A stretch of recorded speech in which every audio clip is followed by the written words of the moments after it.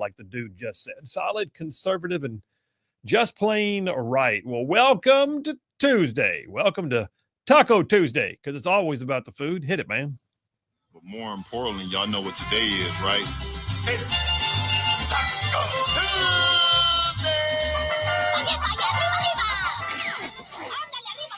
Yeah, it is Taco Tuesday. Speedy Gonzalez says so. Glad you're with us. And oh, by the way, pushing buttons so ably on the board, JP. Hey, buddy. How are you?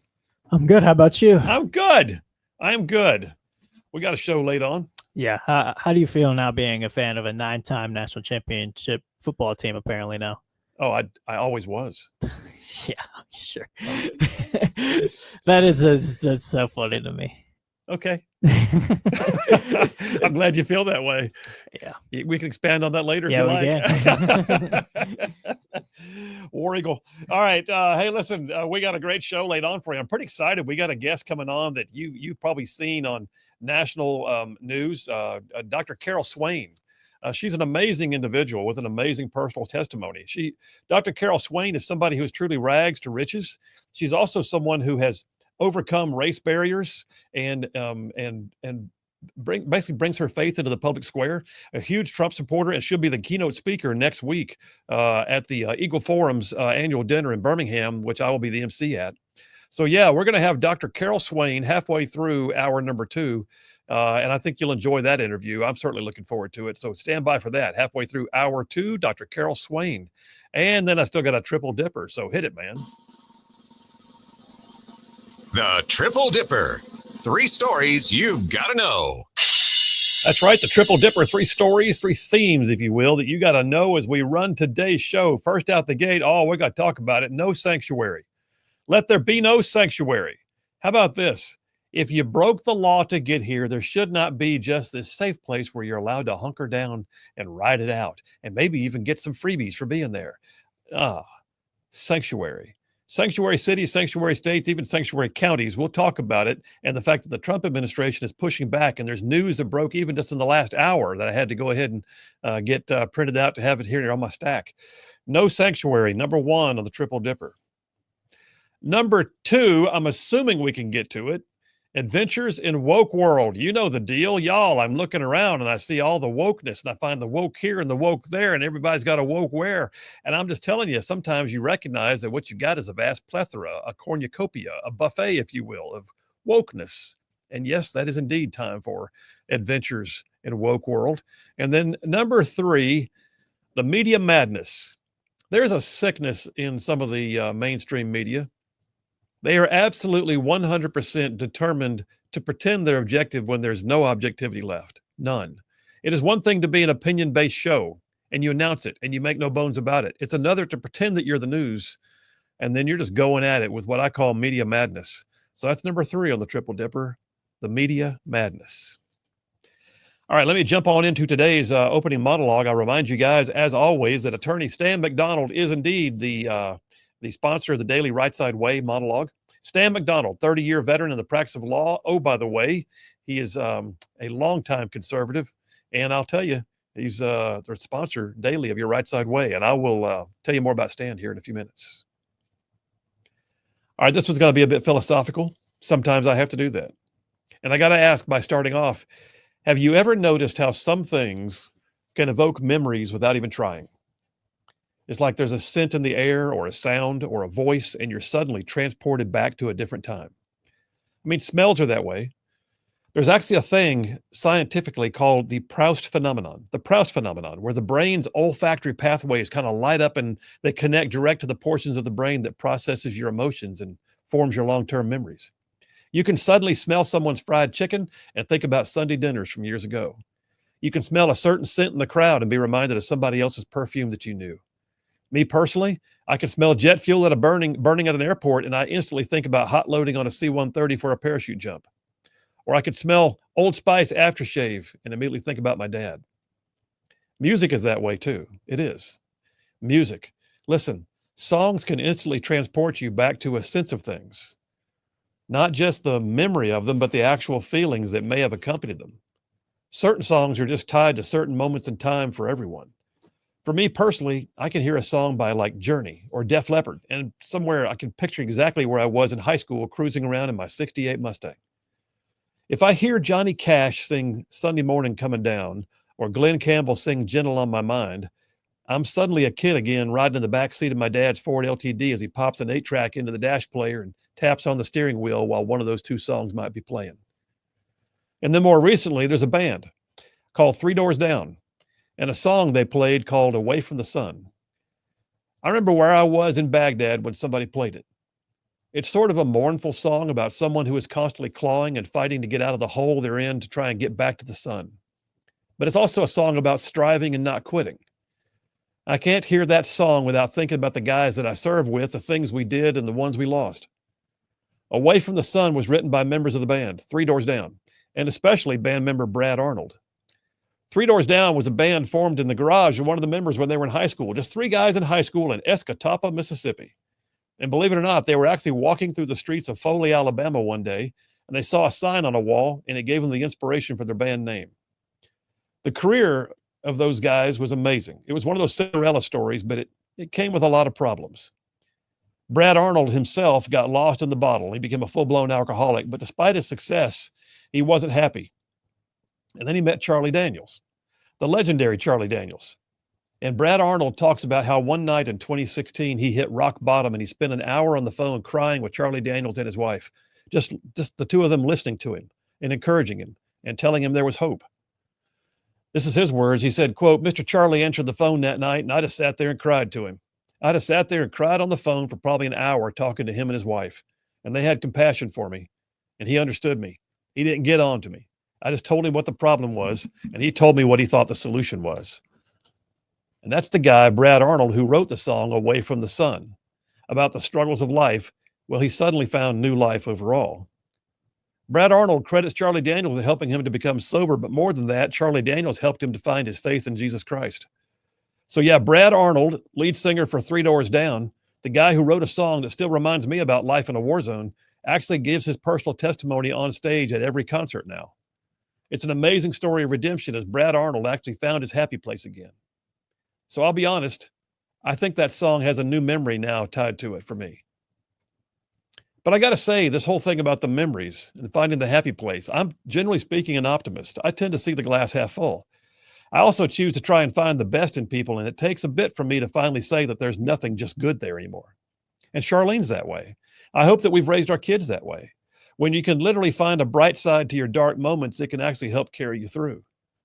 Oftentimes it's a matter of faith. Sometimes it's just the way that God's wired me, but I also find myself occasionally forgetting, I do, getting mired up in the moments when I feel like I'm away from the sun, trying to scratch and claw and try to get out of that hole. But I have to find that place in my heart and my mind where I can rest and be reminded that there is still sun shining.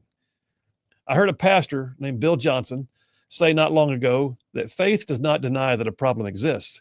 Faith just denies the problem the ability to have influence. Well, Charlene and I have had some extended periods of separation in our 36 years of marriage, all usually due to military service, never about our marriage itself. It was always about my job taking me places. Somewhere along the way, during one of those long distance phone calls, one of us was expressing how much we missed the other. And I responded, yeah, but if we didn't miss each other, it'd mean we'd have bigger problems. Well, that's just finding the sunny side of a difficult moment. It didn't mean that the phrase that I uttered sped up the time apart, but it did give us an outlook that helped the time go by. Because like I said, sometimes you got to find your happy place, if you know what I mean. So as I was thinking about putting all these thoughts together, this kind of rambling thing about finding your happy place and evoking memories of other times, it made me recall a book that I read many years ago. The book was called The Alexander Dolgan Story, about an American in the Russian Gulag.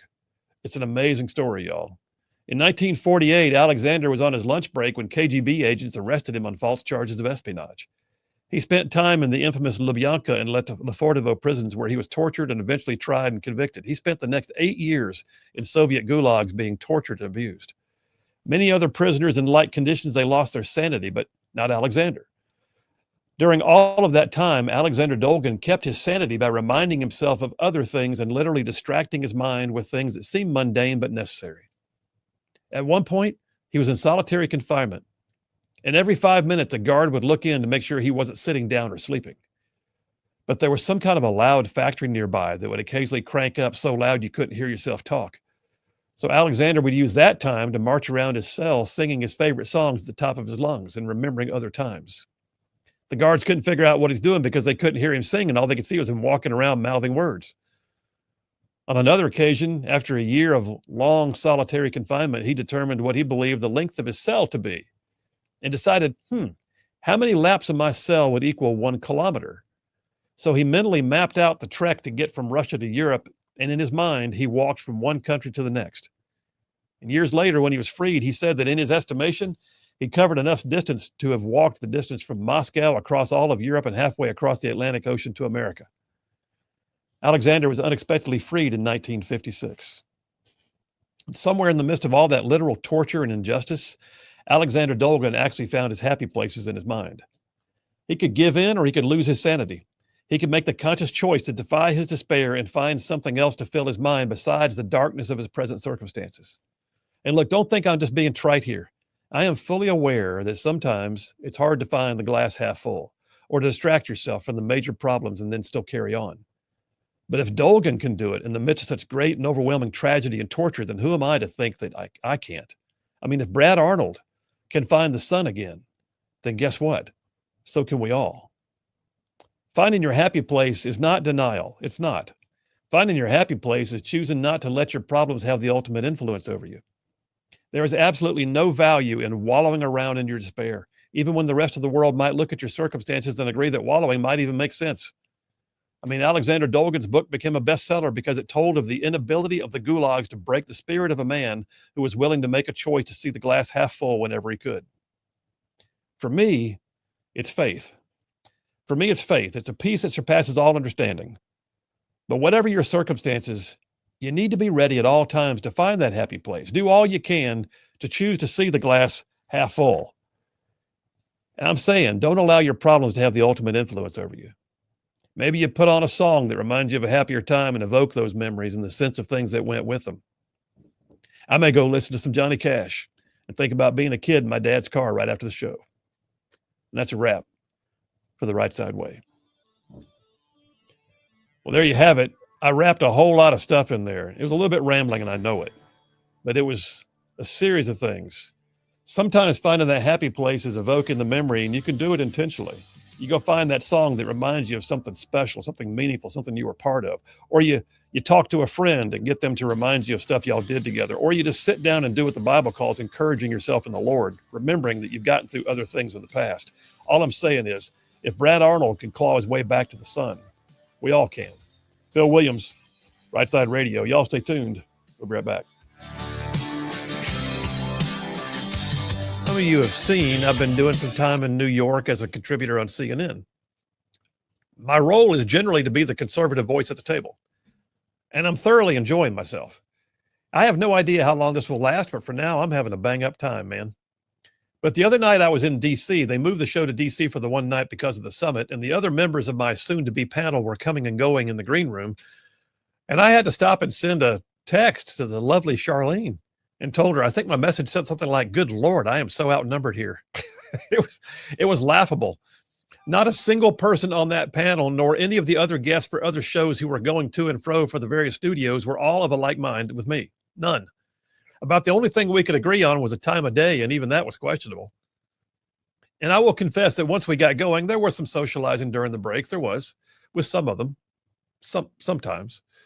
But there were some who were literally so far removed from what I consider to be reality that I found myself thinking, man, like Trump derangement syndrome is a very real thing. And it's true. Look, y'all, we know they're out there, right? We do. And yes, I live in a different mindset like many of you, and we tend to surround ourselves with like-minded people, but I'd like to think that I don't just flat out deny reality. I know I have my viewpoint, and my viewpoint is largely entrenched in principle.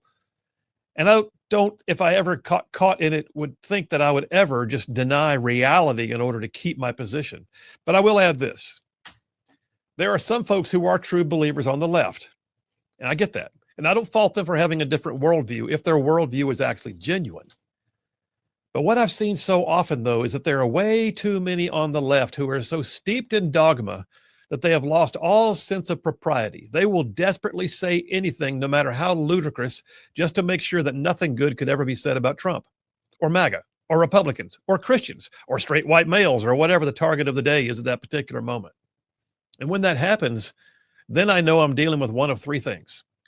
One of three types of left-wing Looney Tunes. If that happens, if you can tell they're shouting out a statement and they don't even really believe it themselves, they're either a hack, a quack, or a jackwagon. You heard me. Hacks, quacks, and jackwagons. So let me explain. And I'll start with an analogy. One of my favorite movies of all time, you've heard me say it before, is one that has so many one-liners in it, catchphrases that you can use over and over again. I'm pretty sure I've quoted it on the show multiple times. Classic Americana, classic group of actors. And I'm betting it's on some of y'all's favorite list too. And the movie is The Outlaw Josie Wales with Clint Eastwood, none other. Clint Eastwood, Outlaw, solid movie, anti-hero. Ultimately, his friendship. Well, in the movie Outlaw Josie Wales, one of my favorite characters is the old Native American chief Lone Waddy. He was played by a real-life chief named Dan George. Everything that came out of Lone Waddy's mouth in that movie just seemed like old man wisdom. It was always calm. It was always deliberate. It was delivered in such a way that sounded like he was being funny and challenging somebody to fight all at the same time. Well, there's one point in the movie, though, where Lone Waddy was walking into a general store in a western town, and a snake oil salesman was standing on the steps pitching his wares to the crowd. And he stood there, Lone Waddy did, as he watched the carpetbagger promise to heal all and cure all with his special elixirs of proprietary ingredients. And the salesman turned at one point and saw Lone Waddy and tried to get him to sample it for the crowd. "What's in it?" Lone Waddy asked. "Well, I don't know. I'm just the salesman." To which Lone Waddy looked at him and said, "You drink it." Well, the salesman didn't know what to do with that, so he turned around and insulted Lone Waddy instead by saying to the crowd, "What does he know? He's just a savage." But what really happened in that scene, really, was that the purveyor of fake medicine was actually being calmly called out. The character of Lone Waddy could see right through the guy. Very easily he called him out. It wasn't even hard. He basically asked the charlatan for some simple information, the ingredients. And then he simply put him on the spot by saying, in essence, "You first." Look, let me tell you, the world is full of snake oil salesmen these days. And I got news. We had better be able to discern. We have got to be able to see them for what they are. When you're presented with something that you know flies in the face of your core beliefs, your principles, your values and traditions, then ask yourself, first of all, okay, what kind of person am I looking at here? And the language of Rightside is, again, I'm going to tell you, you have three choices. You have hacks, quacks, and jackwagons. That's it. Hacks, quacks, and jackwagons. Now, what's the definition? A hack, there's an actual definition for these. A hack is a cheap, mediocre, second-rate practitioner of some kind. They're not good at what they do. Hacks know a little bit about a lot, but they're not yet good at anything in particular. These are the guys who will say afterward, "Well, I was just following orders," because they never took the time to truly assess the mounds of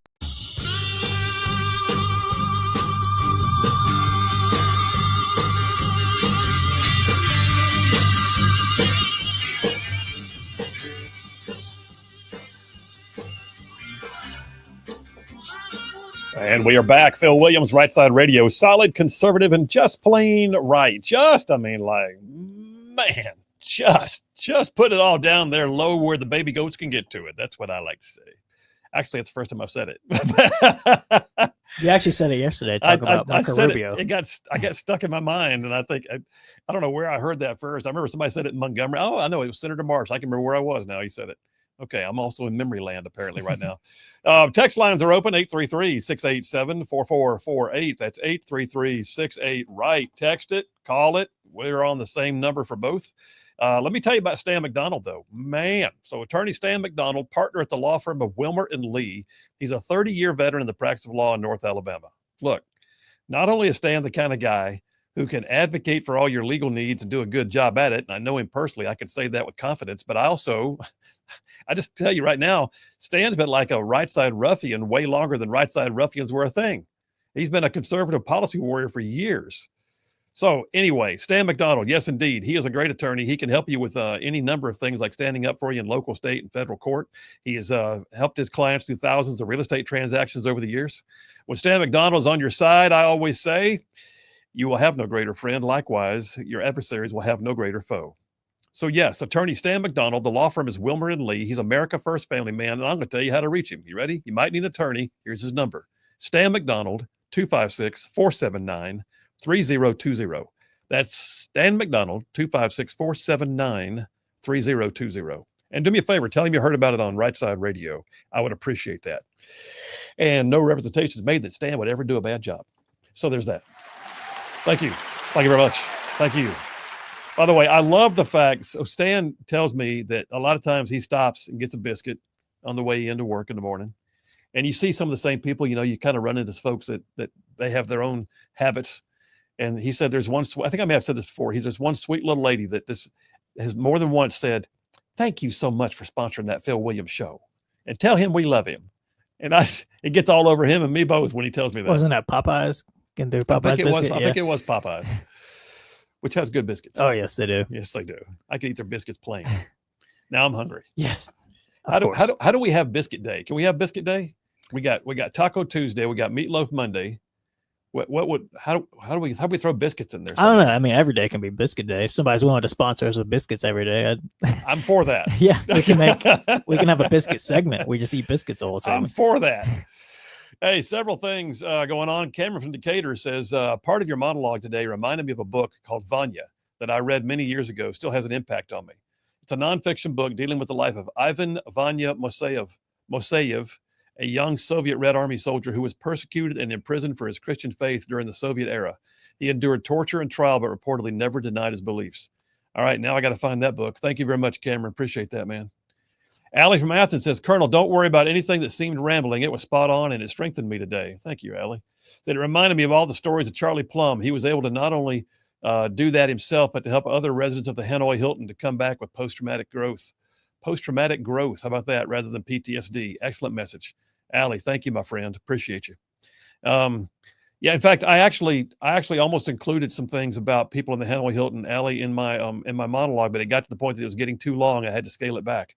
It's funny you mentioned the aftershave smell with same thing with me too. I think he always smelled like the aftershave. The Old Spice. Yeah, the Old Spice aftershave. Yeah, no doubt.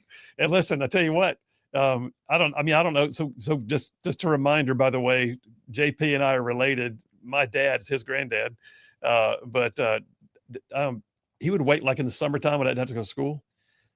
I don't know why he would do this. He would come in at 7:30 in the morning and wake me up to tell me all the things he wanted me to do while he was gone. I wouldn't remember a thing of it, but I can still remember him leaning over saying, son, and all I could smell was the aftershave.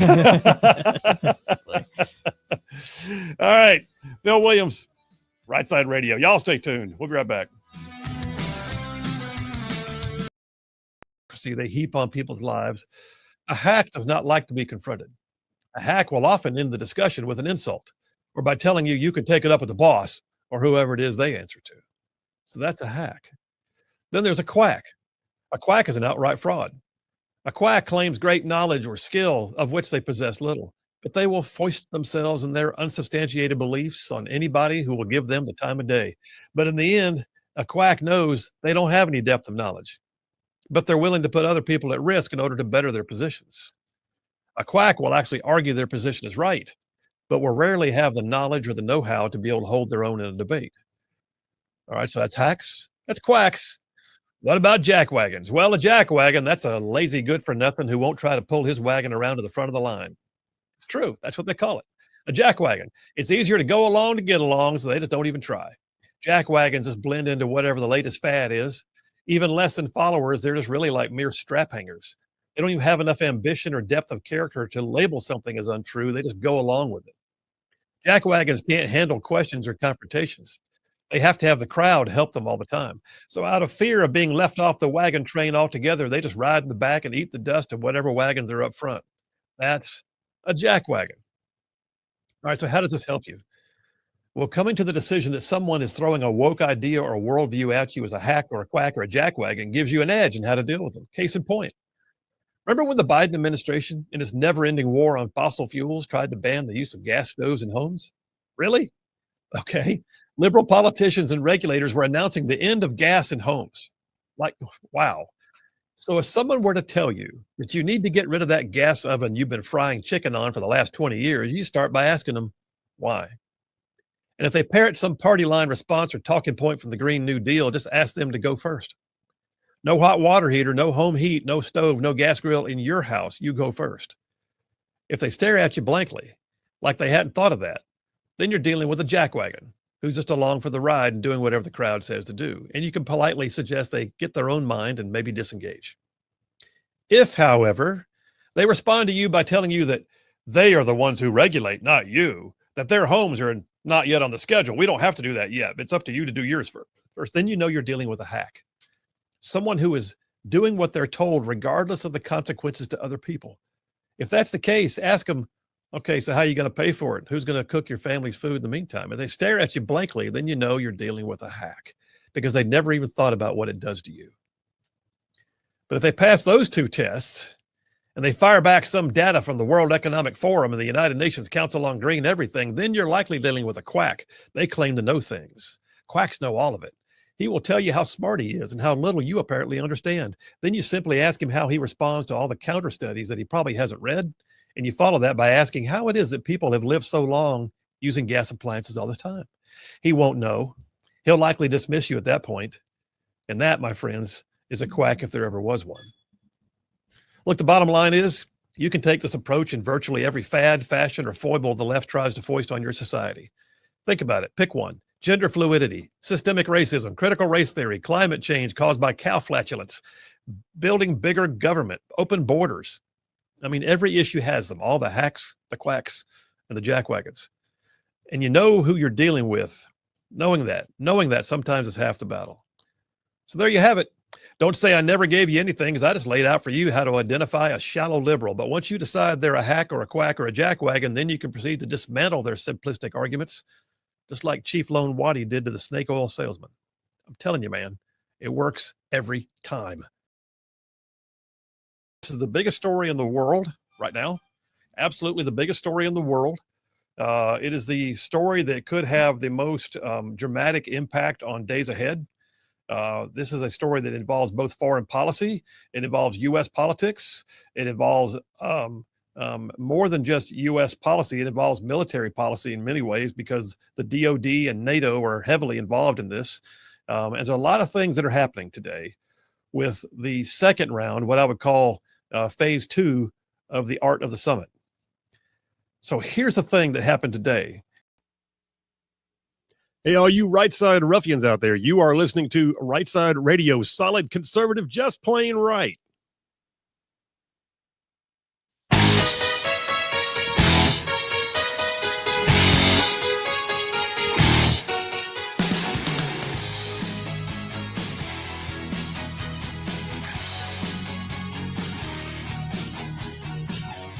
And we are back. Phil Williams, Rightside Radio, solid conservative and just plain right. Just covering down on some major ground across the Southeast U.S. of A. Y'all, I'm talking about this show, this show. I mean, goodness. It goes from like Huntsville back on over to Chattanooga. I'm talking about Tuscaloosa back on over to Gadsden. I mean, all the way down to that loveliest little village on the plains we call Auburn, straight across the line from there to what we call, once again, Fort Benning. And then big old patches of North Georgia and Mississippi all thrown in just for good measure. And that's just the radio, you guys. That's just the radio. And then there's all y'all out there in the whole wide world going to the World Wide Web. Yes, indeed. And doing things like tuning into us live streaming every single day. You can see inside the studio in your places like X and YouTube and Rumble and Facebook. And oh, by the way, our website, rightsidemedia.org. And then, oh, by the way, again, podcasters, bunch of y'all getting it after the fact, talking about things in retrospect. And thank you very much. Listen, I'll be honest with you. We know that. We know where all of y'all are, and it means the world to us that in whatever way you're dialing into this show, we appreciate it.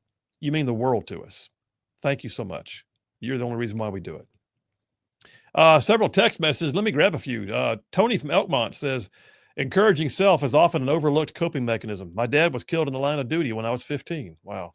He said it was horrible for years afterwards, but I've used the memories of that time to get me through a lot since then. Thank you for your monologue, sir.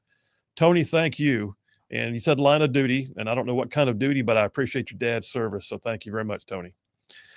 Kim from Danville, Alabama says, love your monologue. I always try to share in my patients happy memories to help them find moments of contentment in their days. Even if I got my finger in a hole in my glass to keep it half full. There you go. Thanks, Kim.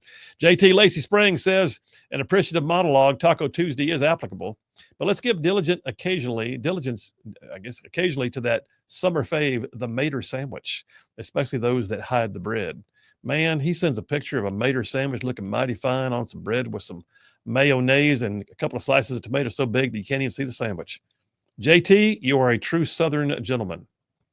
Chris from Athens says, Colonel Williams, I have a pretty contentious relationship with God after my wife passed from cancer, leaving me to raise a 12 and 6-year-old as a single dad. But sometimes I think he does speak to us in some ways. I think your monologue was one of those times. It seems it was just something I needed to hear today. Thank you very much.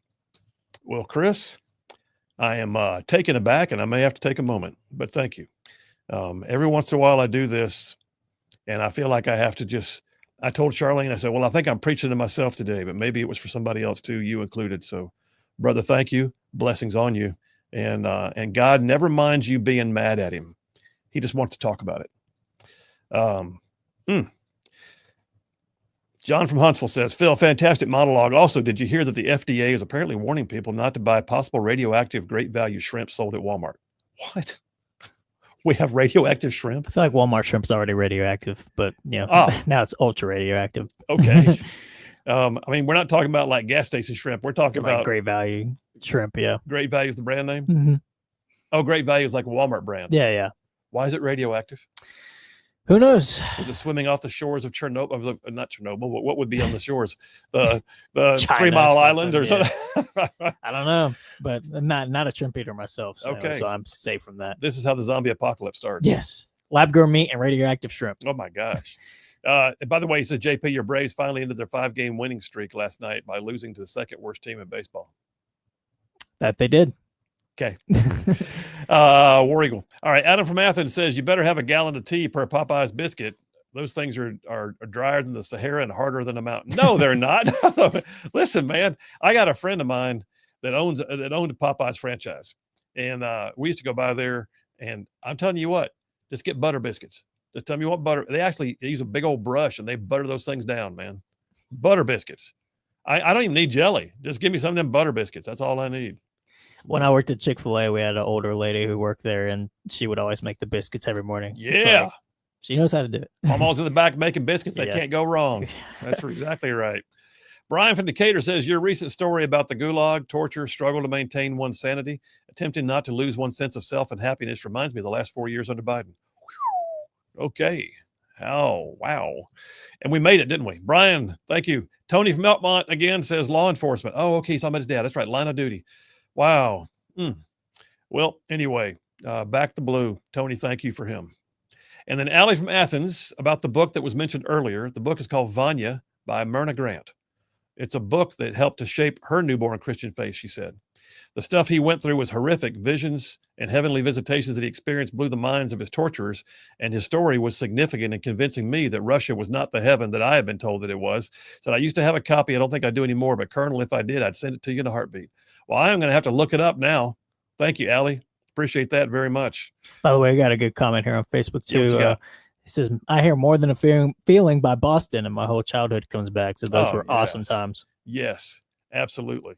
I mean, it's amazing what songs evoke. So yeah, that song Away from the Sun, I can picture where I was.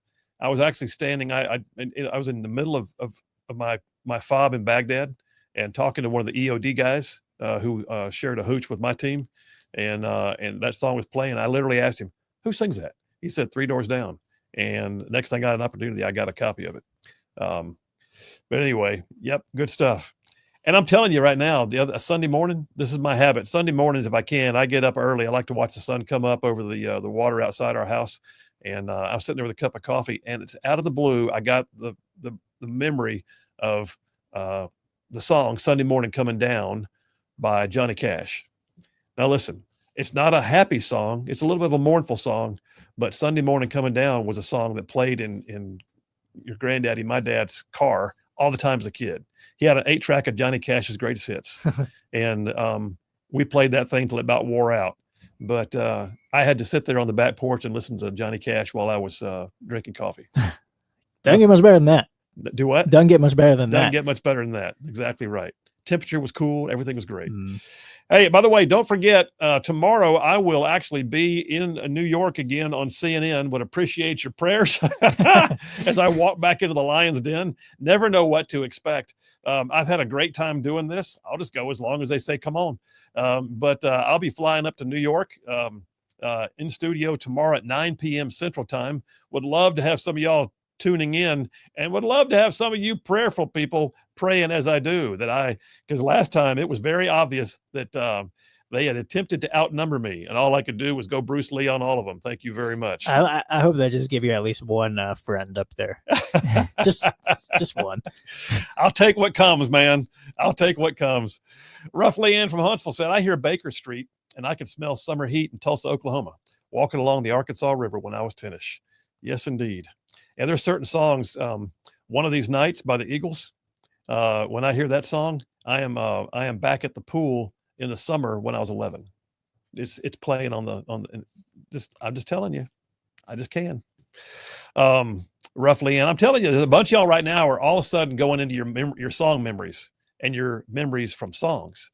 What about you? All right, you're a different generation. What song evokes high school to you?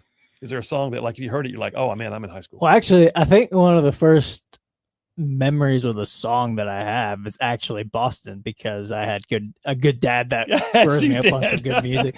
But I was like, one time we were riding down the road and it was me and my brothers and my dad. I remember we were listening to a Peace of Mind by Boston. Yeah. With all the windows rolled down. I think the sunroof was even open. And my dad and my brothers were just like screaming like the words of the song. And I've been being a kid being like, I don't know the words, but this is a cool song, you know? But ever since then, like, Peace of Mind is like one of my favorite songs ever. It's awesome. Your dad has good taste. Oh yeah, I mean, Kansas and Boston, Guns N' Roses. That's what I grew up on as music, with music as a kid. So raise up a child in the way they should go. When they get old, they will not depart from it. All right, listen, we're going to have the first dipper coming up here momentarily. No sanctuary. Just so you know, there's a raging debate out there right now. Can the Trump administration actually say you're not allowed to have sanctuary laws? I don't know. I sort of think the law says you're not supposed to have sanctuary laws. You know, just sort of like contrary to all things common sense. And, oh, by the way, the law itself. Are we a nation of laws or are we not? Well, I'll come back in a minute from this break and tell you there have been some latest developments in what Pam Bondi, as the Attorney General, is saying in the face of all of the opposition from the left. And by the way, why are they clinging to this? It's a losing argument. Phil Williams, Rightside Radio. Y'all stay tuned. We'll be right back. Chance to see it. In fact, I'm looking up on the screens. Both I got CNN and Fox both on the wall right now, and both of them are just going at it. Same storyline. Today, President Volodymyr Zelensky. Thank you for putting that up on the screen. By the way, I see that JP's got parts of it up on the screen. Zelensky came back to the White House. You know, the last time he was in the White House, a little awkward, a little difficult. Got a bit of a chastisement, and today the warm welcome from the President of the United States, who, by the way, Zelensky is the only one the President of the United States, to my knowledge, met at the door. All the rest of the world leaders were met by Monica Crowley, who is now the Director of Protocol for the White House. So the other world leaders met and were received warmly, you know, but Zelensky was met by President Trump personally. Zelensky wore a suit. There's that. It's a bit different. It's a black suit with a black shirt. So, it's kind of like he's the man in black. Did the whole Johnny Cash thing. But Zelensky was there and had a very cordial meeting. Also there, you had the Secretary General of NATO. You had the head of the EU. You had the Prime Minister of Italy, the Prime Minister of France. You had the Prime Minister, or excuse me, it's a Prime Minister, I think, the head of Germany. I've forgotten which position it is. Finland. And I know if it's Sweden. European Union. I said the European Union already. Okay, yeah. So that's a heavy crowd. You know what that means? We had more world leaders gathered in the Oval Office at one time than perhaps ever. I don't recall this ever happening again. And they were there. It was not a social call. This was a heady We have things to do. This is an important meeting. And it's absolutely of historic significance, in my opinion. That is not hyperbole, my friends. Tell me when you've seen something in the neighborhood of 6 to 8 world leaders all gathered in the Oval Office for one purpose ever. In my lifetime, I don't remember it. And I'm sure there were times when there was more than one. But usually what you see is somebody's hosted and they have their time and they leave. Most of the time, it's one world leader that comes in and that one world leader leaves. They all flew in separately. You got a gathering of power like never before. Several things about this. Number one is not only was it historic in its scope, but it was historic for the purposes of resolving the war in Ukraine, because the left has been of the narrative. I told you a minute ago, the left has been of the narrative here that somehow or another, Zelensky needed protection from Trump. And so these people came to get his back. And this is all to make sure that Zelensky's not getting bullied. Stop it. You're embarrassing yourself. You know what it really means? If you look at it, Putin came to the meeting by himself. Putin didn't get to come to the Oval Office. Everybody else all came together in one big united front to meet at the Oval Office. Look, it's one thing for Trump to fly out to Alaska and have a meeting at an Air Force base and fly a B-2 stealth bomber over Putin's head. It's been 3 hours with the man and then end the meeting. We don't know how the meeting ended or why. They were actually scheduled to have lunch. They didn't. You know what that tells me? Is that Trump was probably ready for the meeting to be over. And so they ended it. And Putin got back on his plane and flew home by himself. There is nobody coming to these meetings with Putin. Nobody. There is nobody coming to these meetings to say, we've got your back, we want to stand in solidarity. None of it. What you're watching right now is the vast majority of the world is aligned in believing that Putin is the aggressor, but at the same time wanting to make sure that we get to an end of the carnage. We have had over 1 million Russians alone, 1 million die or be killed or be casualties. Battlefield injuries and deaths, almost like 1.1 million on the Russian side. You're looking at somewhere in the neighborhood of 150,000 on the Ukrainian side. Of that, 14,000 are just innocent civilians who are not even combatants.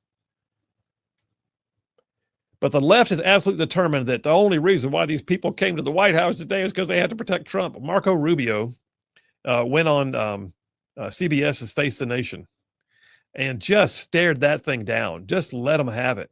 So I got time for that. I think I do. You got that clip? I'm going to call up clip 1. This is Marco Rubio on Face the Nation getting harangued and then laying down the ground truth right down low where the baby goats can get to it. Play it, man. Concern from the Europeans that President Zelensky is going to be bullied into signing something away. That's why you have these European leaders coming as backup tomorrow. Can you? No, it isn't. That's not why.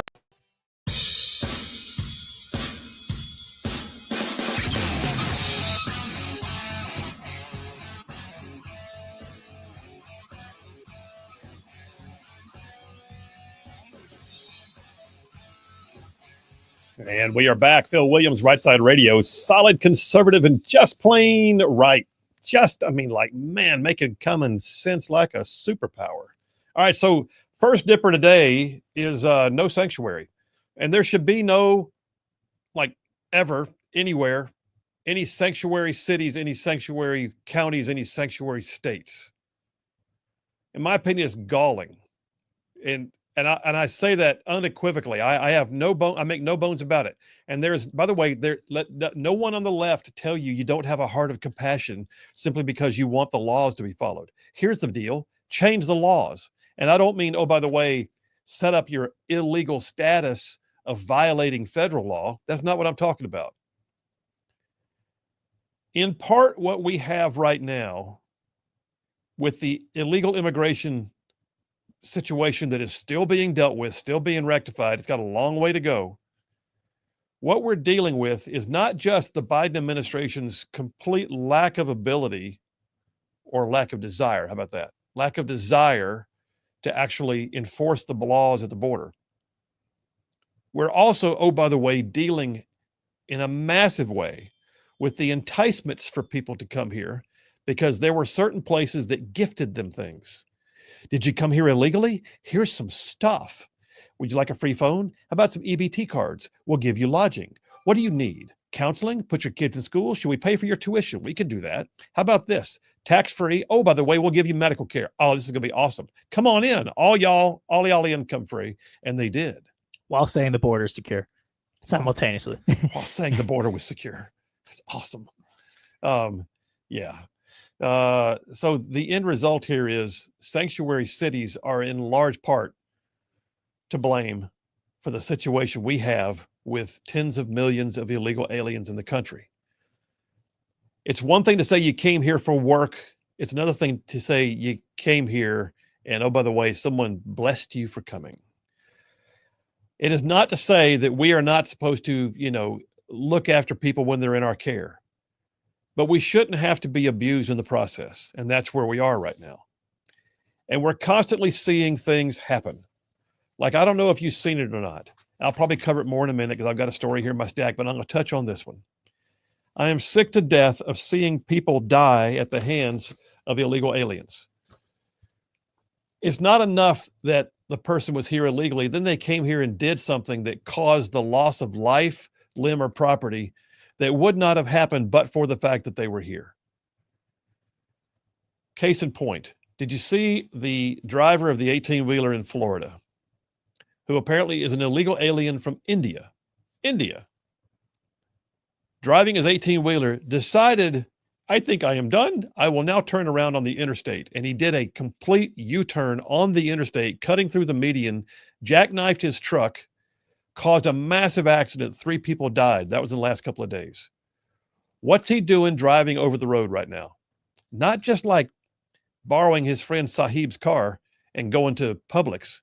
No, he's driving a commercial vehicle, an 18-wheeler on our highways. Where did he get a CDL? How in the world can this happen? Because California gives commercial driver's licenses to illegal aliens.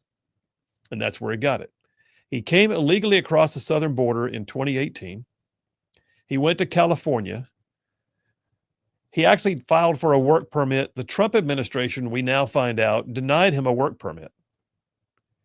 A year later, the Biden administration rescinded the Trump administration's rejection and gave him a work permit in 2021. And then California, the state of, gave him a commercial driver's license.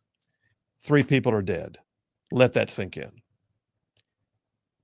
And to use a phrase we often use in the legal systems, but for his presence, we would not have people that have died unexpectedly. The proximate cause of their death was his mere presence and his actions, which he would not have been able to commit had he not been there. Here's something else that happened. Story here on the Daily Signal. Dateline yesterday. Immigration enforcement authorities rescued 27 human trafficking victims in Nebraska last week. Among the victims were 10 children under the ages of 12. It was a human trafficking ring being run by illegal aliens. So it's not only illegal aliens who are being trafficked, but they're being trafficked by other illegal aliens who are profiting off of their demise. It was an awful situation. Some of them were being abused and sexually exploited, including the children. Kristi Noem issued a statement on it saying, "We will not allow children and women to be victims of these heinous human trafficking rings, and our message is clear. We will dismantle your networks and you will be prosecuted." So yeah, they found it was drug trafficking. It was human trafficking being done through motels and eyebrow salons in the Omaha, Nebraska area. Says in the report that victims were crammed into cockroach-infested rooms, trapped in squalor, no basic sanitations or safety, children and adults all being sex trafficked. 5 illegal aliens have been charged in the bust. Now, within that whole context, it says, in addition to the 27 victims and the 5 illegal aliens who are said to be running it, ICE also took 14 other illegal immigrants into custody who were also living alongside the victims. That's just, it's like every day. The thing I'm glad to hear, though, is that every day what we're hearing also is ICE, DHS getting busy and making things happen, bringing this stuff to heel. I got a piece that I pulled off of the Federation for American Immigration Reform's website, FAIR, F-A-I-R, Federation for American Immigration Sanctuary Jurisdictions across the U.S. This came out just about a month and a half ago. It's a report, a very comprehensive report. I just pulled the first part, the executive summary. The number of sanctuary jurisdictions has surged over the years, increasing from fewer than a dozen in the 1990s to 564 by 2018. The latest tally is there are over 1,003 sanctuary jurisdictions in the U.S. alone, shielding illegal aliens from immigration enforcement, openly undermining the rule of law. There are 17 states and Washington, D.C. that have statewide sanctuary policies of some type or another. It's madness, y'all. It's absolutely the enticement. It's absolutely a part of the overall problem. It's absolutely got to be brought to heel. So when we get back from the break here in a minute, I'm going to tell you, we got an administration right now that's game on. We do. Thank goodness. I hesitate I don't want to even think about what it would have been like had Trump not won the election. I mean, can you imagine? By the way, he won the election, and within 90 days, the border had slowed to next to nothing. We have the most secure border. He says it, and the liberals are like, well, I don't want to talk about it. Why? Why don't you? He has the most secure border we have perhaps ever had. We're upfunding the building of physical barriers, the drone surveillance, and the recruiting of Customs and Border Patrol agents like never before. And we're also rousting out these human trafficking rings, getting rid of the criminals, putting in ICE detention facilities, deporting people left and right. And we got a long way to go because the Biden administration did everything they could to break the system. But sanctuary policies around the nation are a big part of why we're dealing with what we're dealing with. And so now it's not just cracking down on the immigration issues. Now the Trump administration is fully and completely cracking down on the actual governmental entities that are willing to buck the law and declare themselves sanctuaries. That stuff's got to stop, man. That stuff's absolutely got to stop. Here's what I predict. Sooner or later, someone's going to be the victim of a crime, and they're going to win a major lawsuit against the governmental entity that allowed that thing to take place through sanctuary policies. More on this when we get back. Phil Williams, Rightside Radio. Y'all stay tuned. We'll be right back. That's not true. No, but that's not that's not true. They're not coming here tomorrow to keep Zelensky from being bullied. They're not coming. February Oval Office they're coming here tomorrow in front of television cameras where President Zelensky. Do you know how many meetings we've had since then? Oh no, I know, and I was just up in Alaska watching the one with Vladimir Putin where a red carpet rolled out. No, but it was Zelensky. We've had more meetings. We've had one meeting with Putin and like a dozen meetings with Zelensky. So, but that's not true. They're not coming here tomorrow to keep Zelensky from being bullied. They're coming here tomorrow because we've been working with the Europeans. We talked to them last week. There were meetings in the UK over the previous weekend. And they said President Trump was going to demand a ceasefire as early as Thursday. No. But you said that they're coming here tomorrow to keep Zelensky from being bullied. They're not coming here tomorrow. Oh, this is such a stupid media narrative that they're coming here tomorrow because Trump is going to bully Zelensky into a bad deal. We've been working with these people for weeks on this stuff. They're coming here tomorrow because they chose to come here tomorrow. We invited them to come. We invited them to come. The president invited them to come. But the president told those European leaders last week that he wanted a ceasefire. The president went on television, said he would walk out of the meeting if Vladimir Putin didn't agree with one. He said there would be severe consequences if he didn't agree to one. He said he'd walk out in 2 minutes. He spent 3 hours talking to Vladimir Putin, and he did not get one. So there's because obviously things happened during that meeting. Well, because obviously look, our goal here is not to stage some production for the world to say, oh, how dramatic, he walked out. Our goal here is to have a peace agreement, to end this war, okay? And obviously we felt, and I agreed, that there was enough progress, not a lot of progress, but enough progress made in those talks to allow us to move to the next phase. If not, we wouldn't be having Zelensky flying all the way over here. We wouldn't be having all the Europeans coming all the way over here. Now understand, and take with a grain of salt, I'm not saying we're on the verge of a peace deal, but I am saying that we saw movement, enough movement to justify a follow-up meeting with Zelensky and the Europeans, enough movement for us to dedicate even more time to this. You talk about the sanctions. Look, at the end of the day, if peace is not going to be possible here, and this is just going to continue on as a war, People will continue to die by the thousands. The president has that option to then come in and impose new sanctions. But if he did this now, the moment the president puts those additional sanctions, that's the end of the talks. You've basically locked in at least another year to year and a half of war and death and destruction. We may unfortunately wind up there, but we don't want to wind up there. We want to wind up with a peace deal that ends this war so Ukraine can go on with the rest of their lives and rebuild their country and be assured that this is never going to happen again. That's the goal here. We're going to do everything possible to make that happen if it's doable. It will require both sides to make concessions. It will require both sides to get things they're asking for. That's how these deals are made, whether we like it or not. All right. That's amazing. So what galls me is the level of vitriol. She was throwing it back in his face. And she's basically, why don't you just go ahead and say, you failed? That's all. I mean, that's what she was doing. You failed. You didn't fail. What is it? What are you talking about? And I love the fact that he finally said, what a stupid media narrative. Well, first of all, Trump never said that he would walk out if there was no ceasefire. That's just a lie. Like, he said he would walk out if he didn't like where the meeting was going. But then one person in that exchange was actually in the meetings and the other person wasn't. Yes, so exactly it's like, right. It's like, how are you gonna tell Rubio what was in the meetings when he was in the meetings? She wasn't. Like, it's yeah.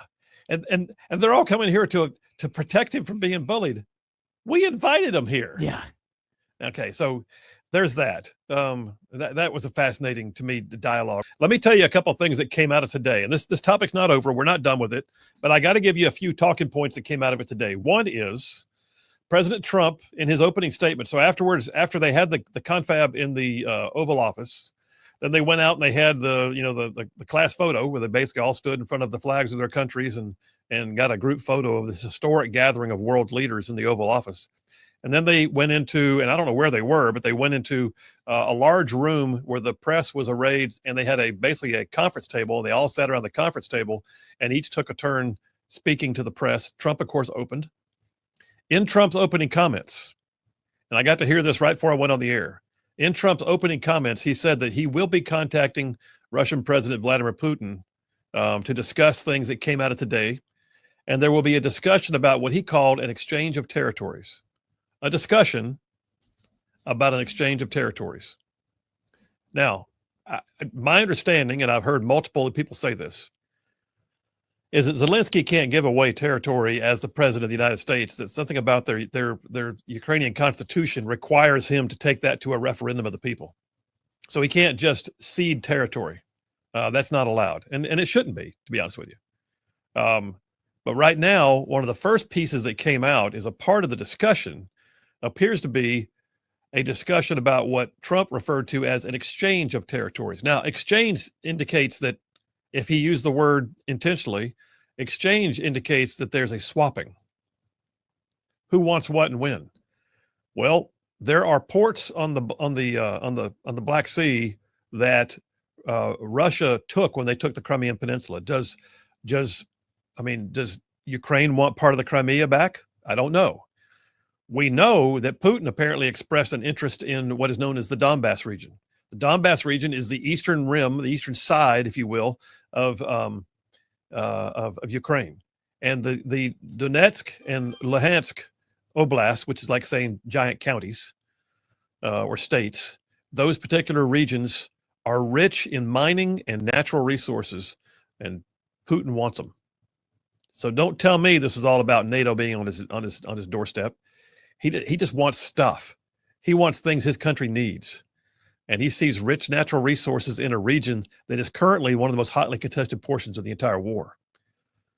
So we know that right now there has been some measure of discussion regarding an exchange of territory. What that means, I don't know. But I will tell you that when Trump said that, Zelensky didn't blink.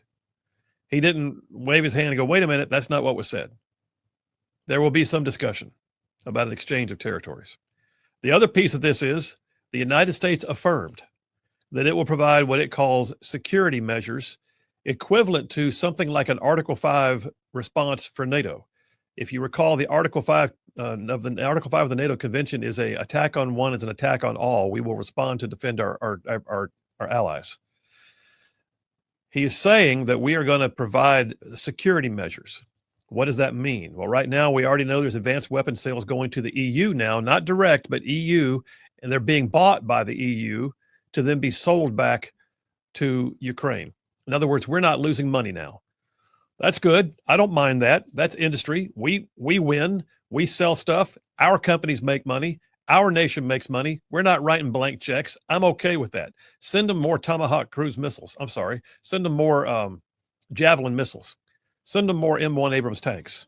Send them some boxes of ammo. Covering down on all the issues. And oh yeah, like the dude just said, solid, conservative, and just plain right. Ah, man. Welcome to hour number 2 already. Hour number 2. Hey, by the way, don't forget, coming up here in about 30 minutes, we got a special guest coming on the show, Dr. Carol Swain. Listen, look her up if you need to, but I don't think many of you are going to have to because you've seen her a lot. She's a nationally known conservative commentator, and she's got a great story. She's got an amazing story, rags to riches. Y'all, she grew up in an impoverished environment.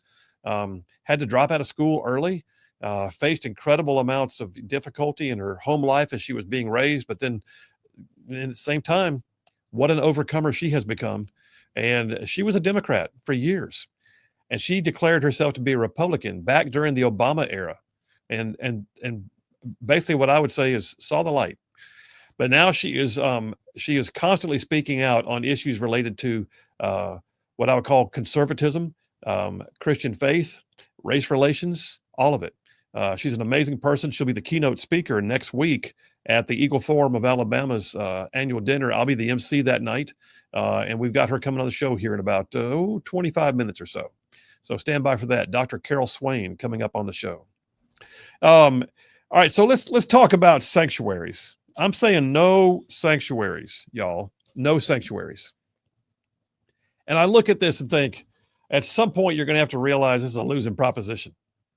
Like, why are some places still adding to the fray? Well, first of all, because they're blue, and that's what they do. It is galling to me that there are some who are so dug in and entrenched that they cannot recognize the harm that has happened to our nation, actual harm. I'm talking about people who have died. I'm talking about city services that can't be provided because they're having to cut back in order to sustain the amount of expense related to, look at Chicago. Thank you very much. The amount of, by the way, Chicago, somebody good run against Brandon Johnson, please.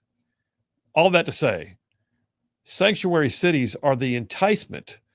They are the lure. They are the dangling carrot for people who then swept across the open borders provided by the Biden administration. Case in point is a brand new story. Came out yesterday. I hold it in my calloused former paratrooper hands. Fox News has this one. Illinois Governor J.B. Pritzker, oh boy, a major Democratic leader and a rumored presidential candidate, signed a bill into law opening up student financial aid to all residents regardless of their immigration status. So come one, come all, financial aid. You want to go to college? Are you here illegally? Step right up. Y'all, now, first of all, I don't know how much of the illegal immigrant community is looking to go to college, but it still makes no sense whatsoever. The bill purports to establish what it calls equitable eligibility for financial aid and benefits. They are so dug in on this, man. They can't let go. They do not see the handwriting on the wall. The bill reads, a student who is an Illinois resident and who is not otherwise eligible for federal financial aid, including but not limited to a transgender student who is disqualified for failure to register for selective service. What? This should have been in Adventures of Woke World. I should have saved this one for Woke World. So illegals and Democrats fleeing red states like Texas Democrats. Everybody's welcome in Illinois, apparently. Go to Illinois. Get you some free All stuff. the above. Come on in. Who knew? Yeah. And you can also have a non-citizen student who has not obtained lawful permanent residence. That's called illegal. Non-permanent resident citizen. A non-permanent resident who has not yet obtained lawful permanent residence. Also father, uncle, husband, grandfather, hardworking. Yeah. One of the bill's sponsors, State Senator Selena Villanueva, a Democrat, go figure, celebrated Pritzker signing the bill by saying in her statement, this law is about making sure no student is left behind because of where they were born. That's so good. I'm so glad for you. Guess what? Somebody's got to pay for it. No such thing as a free lunch there, Sister Senator. No such thing as a free lunch. You're going to pass this on to somebody. By the way, go look at the budget for the city of Chicago. Whew. A $1.4 billion deficit. Half of that is related to the expense they incurred by being a sanctuary city and ushering in tens of thousands of illegals. Unreal. But here's the thing. There is an end in sight. I hope there is an end in sight, because Pam Bondi, Attorney General Pam Bondi, said on Thursday, she's ramping up the pressure on 32 sanctuary jurisdictions, urging them to comply with federal immigration.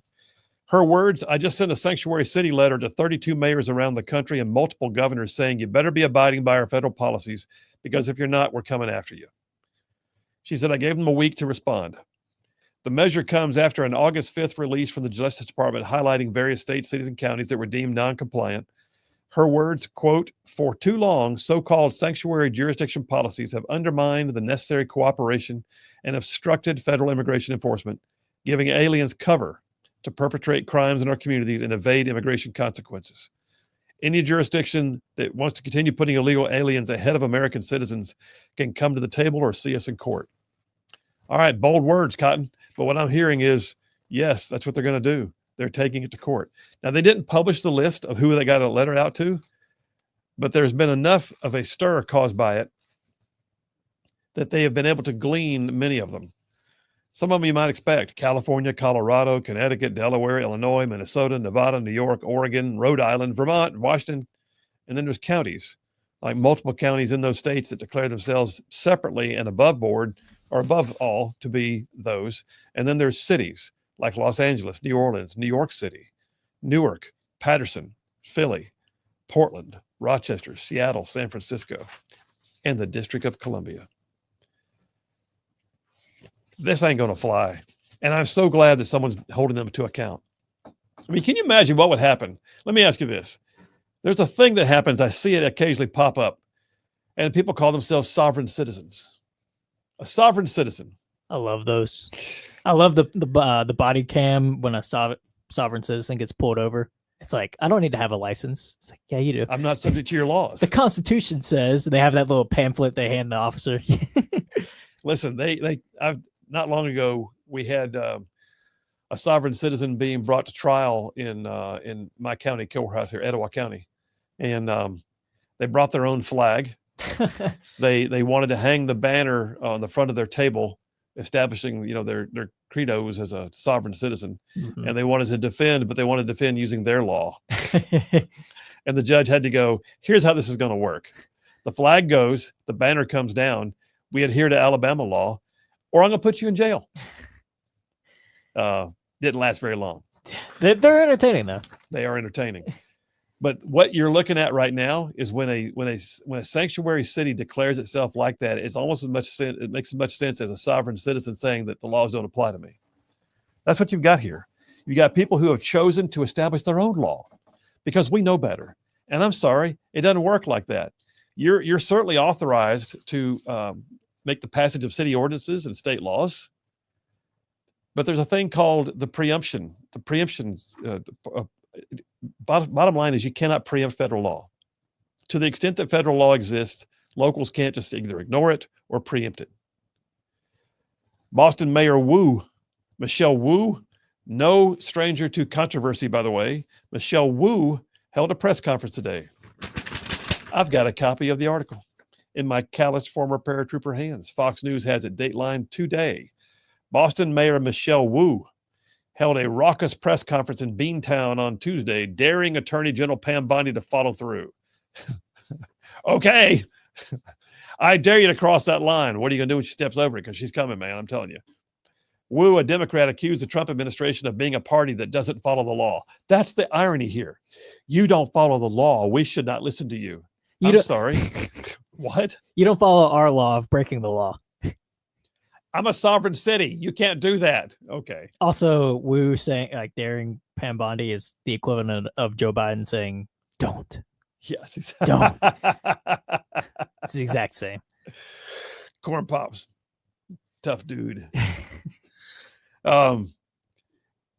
Her statement goes on, this federal administration is already causing so much fear and harm in our communities. These threats are serious and inconsequential, or serious and consequential. The remarks come, by the way, as it says, yeah, we're going to enforce our laws. Okay.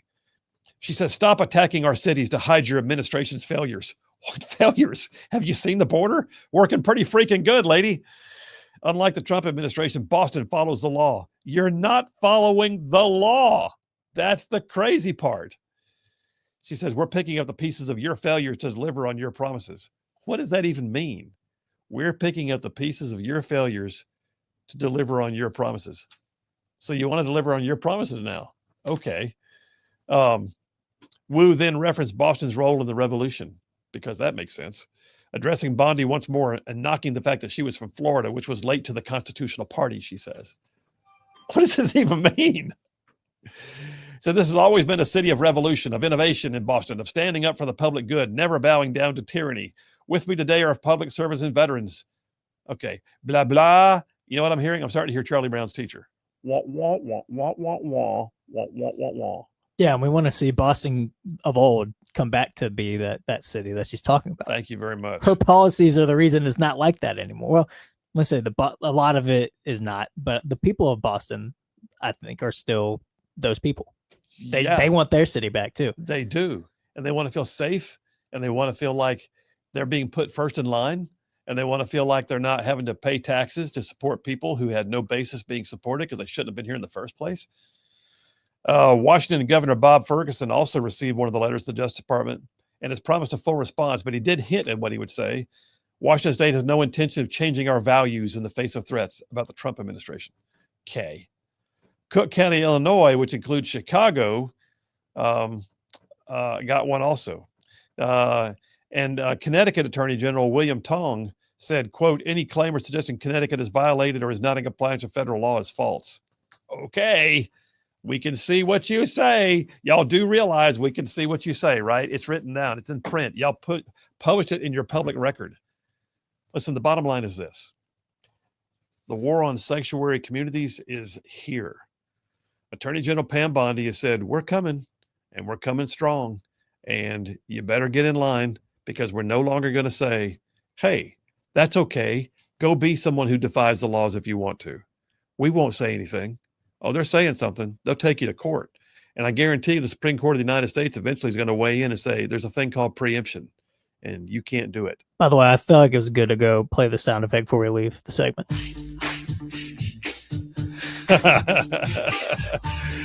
All right, we're taking a break right now. Phil Williams, Rightside Radio. Y'all stay tuned. We will be right back.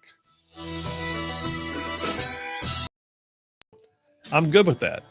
But the reality is we're not having to spend a dime on that. We're getting it basically sold on the open market to the EU, who then sells it to Ukraine. But more than that, there was a discussion from General Jack Keane about whether U.S. troops would ever have a play. Well, that's different. One of the things that came out of the discussions today is that Zelensky said Trump agreed that there has been what he called a very good conversation about security guarantees for Ukraine. The idea that the left constantly says, he's abandoning Ukraine, he's favoring Putin. Listen, the bottom line is this. You know what happened the last 4 years? Biden's fecklessness is what let the war start.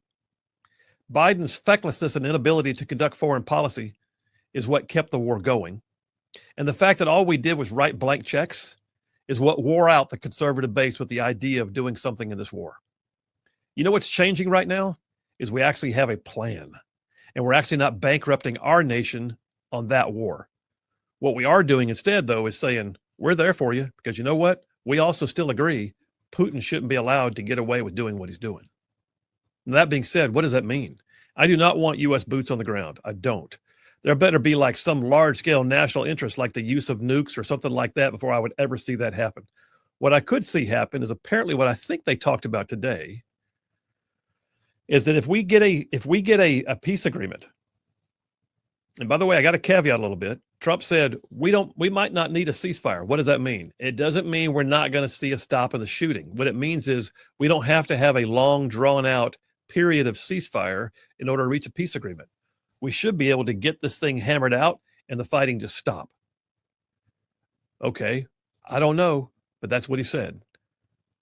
But then the thing about security agreements, many people don't know that still to this day, the United States participates on an international level in what were called peacekeeping operations. The military, we call them PKOs, peacekeeping operations around the world. My own son did a tour in the Sinai Peninsula because the Sinai Peninsula, believe it or not, sitting between Israel and Egypt, is still a place where we keep peacekeeping forces between Israel and Egypt. It's amazing.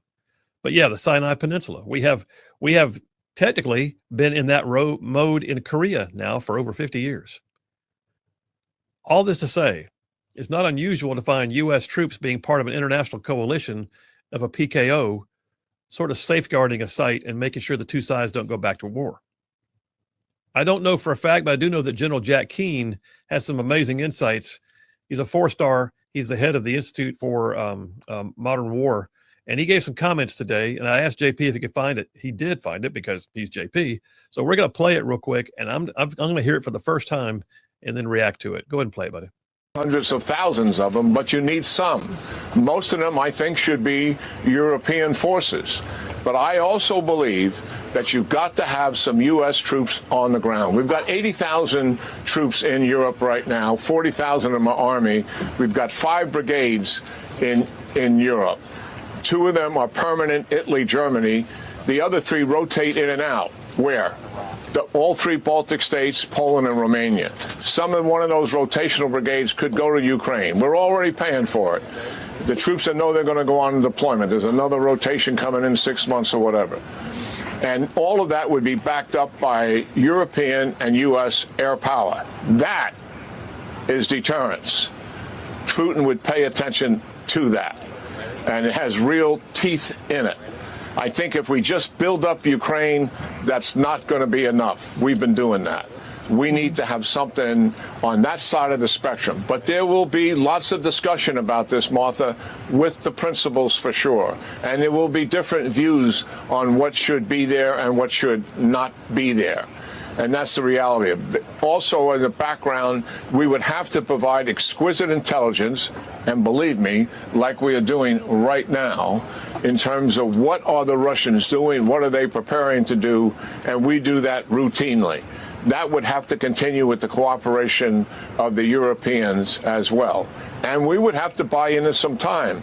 I wouldn't be surprised, Martha, if the Ukrainians didn't suggest, well, that all sounds good, but we want it to last past the Trump administration. Maybe we should get the Senate of the United States to approve the United States participation in this. So you ratify it, and it becomes something that lives on beyond the Trump administration. Lots of issues here. Okay, that's some keen analysis. And well, I didn't mean it that way, Jack Keane. Yes, it was keen analysis. But what he's saying there is, much like we're already doing, there are any number of places around the world, to include right now in Europe.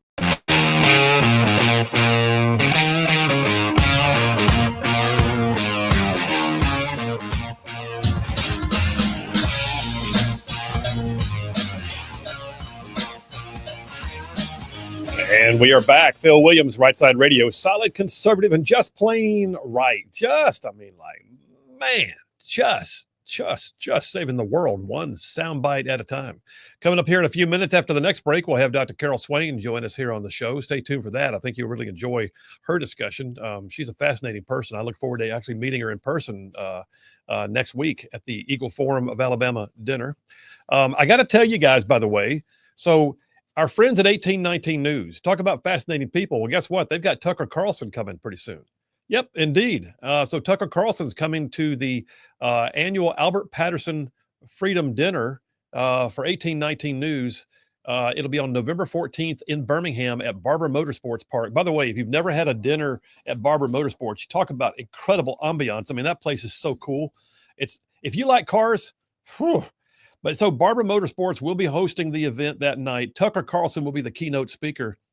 There's several things happening, but one of the things they're going to be doing is a drawing. Let me tell you about what's happening right now. Some of y'all tune in right now. Think about this. You could never get this package for what I'm about to tell you.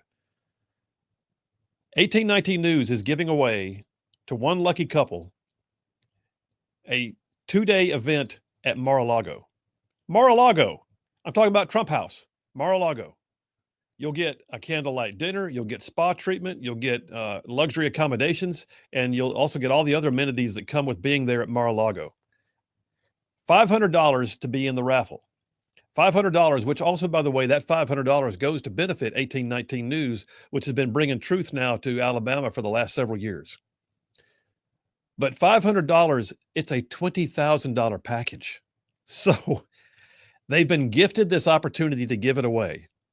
And they're using this as an opportunity to raise money for who they are and what they mean to us as being one of the harbingers of real conservative-based news. So yeah, $500. It's a $20,000 package, 2 days at Mar-a-Lago. All you got to do right now, if you want to be a part of it, is go to 1819news.com/raffle. That's 1819news.com/raffle. And, just go for it. Don't have to be present to win. $500, win a $20,000 Mar-a-Lago package. Very, very cool. I got several text messages to catch up with. Let's see what I got here. Kevin from Hartselle earlier said, just remember, God has your back and you have our prayers. Thank you, sir. Appreciate you talking about me being on CNN, I guess. But thank you very much. I'll be there tomorrow night on CNN in New York City. Spence from Harvest says, The Horse by Cliff Nobles takes me back to high school. Hockey games, early in 70s, Minnesota. Thank you very much. Listen, I'm telling you, it's amazing. Steve from Lacey Springs says, I'm hearing a lot of Boston from your listeners. That first album released by Boston was the soundtrack of my teenage years. Foreplay Long Time is the one that really evokes memories from that era. Yes, it is. Man, it's not like nostalgia for me, but I feel like Boston is one of the most nostalgic bands in general. Like yeah. And I think they're one of the most epically talented bands. Mm-hmm. The lead singer, Brad Delp, oh my gosh. They built that synthesizer for their guitar. Like Tom Schultz, the lead guitarist, was an MIT graduate who invented some of the amps they used. Yeah. So, I mean, they truly had a sound of their own because they created a sound of their own. Yeah, exactly. Check out Thomas from Athens' text. They got something going on at WVNN again. Jeff from Indiana says, well, Phil, I'm out on Dauphin Island on Mobile Bay at Fort Gaines. Still haven't found Jeff Poor anywhere. By the way, Dauphin Island, one of my favorite places. I'm glad you're there, sir. Have a great time. Thanks for checking in. Tom with all the kids up in Huntsville says, we should implement Hammurabi's law in Illinois was my home of record, but there's a reason I didn't move back. Fair. Roughly in from Huntsville wants you to know that Ice Ice Baby is her ringtone. Been there for 20 years, she said. You know what's crazy? My ringtone is Right Now by Van Halen. It's been there for over a decade. But yes. My ringtone is the Apple ringtone. Oh, JP. Rick from Hollywood says, I'm sorry. Rick from Hollywood. He's just talking about the stream. Okay, got it. Dave from Capshaw says, the ICE letter to sanctuary cities. It has a picture of Wyatt Earp from the movie says, you tell him I'm coming and hell's coming with me. A tombstone. All right, listen, we're coming right back. Looking forward to having a great guest, Dr. Carol Swain. Y'all stay tuned. We will be right back. U.S. forces are already forward deployed. It's already a part of our rotation. If you look at what's called in the military the patch chart showing which unit patches are soon to rotate to where. And the patch charts already have units going over. Okay. Going over already is no change in current budget processes, he points out. But he thinks there's no way in the world for us to just say, did the war stop? Good. Ukraine, we're going to help you build your economy, because there's always that concern that an aggressive Russia could decide later on, we didn't get enough. We're going back. And so what he's suggesting is that there would have to be a peacekeeping operation. I don't deny that. I think that's very likely. I think it needs to be European heavy. I think it needs to probably be under the command of NATO and or under a European command. We had frustrations with that, the way it was run in Bosnia. But nonetheless, it was also extremely effective to bring an international coalition in, because what happens then is it's not just one nation like the U.S. standing on its own funding everything. It's an international coalition and it has its own funding. NATO would have to fund it. The European Union would have to be heavily involved. And then, oh, by the way, U.S. troops would be, and we said brigade, think about what we're talking about here. We're not talking about division level. We're not talking about massive troop deployments. He's saying there'll be a brigade on rotation. And a brigade, for those who don't know, is a decent sized unit but it is not at all like sending out massive deployments at division level. All right, so I don't know. That's what he said. But right now, what we do know came out of today. And I'm going to take a break in a minute. I'll come back and get your text messages. If you have questions about it, ask me. I'll do what I can. But right now, what we know came out of today was one of the most historic meetings to ever take place in the Oval Office. Let that sink in. Oh, the Trump guy who can't do foreign policy. Oh, the Trump guy who didn't solve the war last Friday. Yeah, well, guess what? He had half of Western Europe's leaders in the Oval Office today to talk in a united manner about how we can see this war come to an end. Stop the killing. On top of that, there is absolutely, apparently, a discussion about the swapping of territories, in Trump's words. The exchange of territories is what he said. Don't know what that means, but we know that Putin has his eyes on the Donbass region, which is mineral rich. I don't think Ukraine should have to give that up. I don't think Ukraine should have to give up what has been a huge sector of its economy. I don't, and I hope it doesn't come down to that. That would be sad if it was. But I will tell you that Trump talked about an exchange of territories, and Zelensky did not blink because he already knows. But Zelensky also is bound by his own constitution to take that to a referendum of the people, is what I understand. And then the last thing is security forces agreements. The idea that we might have a peacekeeping operation, a PKO, and we might wind up seeing U.S. troops as a smaller portion of an overall larger NATO-led force that would be on the ground to prevent the re-engaging of hostilities. A lot to unpack there, you guys. It's a lot to unpack. And I remind you that the Panmunjom, Korean armistice took 2 years, and that the Dayton Peace Accords that ended the war in Bosnia was a 21-day massive confab that literally took sequestering everybody for 21 days at Wright-Patterson Air Force Base.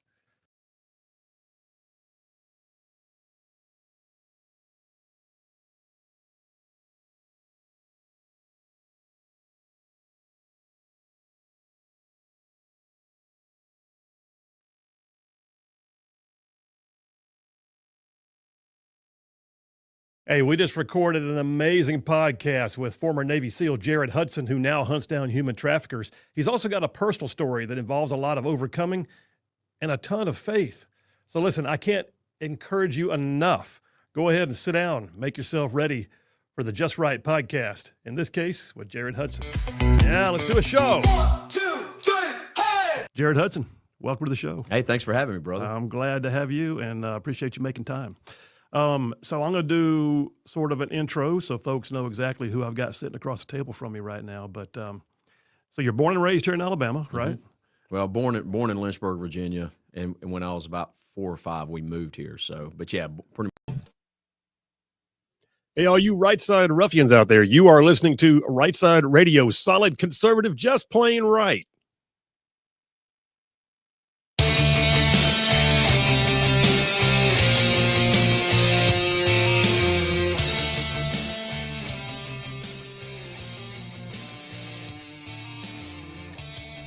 And we are back. Phil Williams, Rightside Radio, solid conservative, just plain right.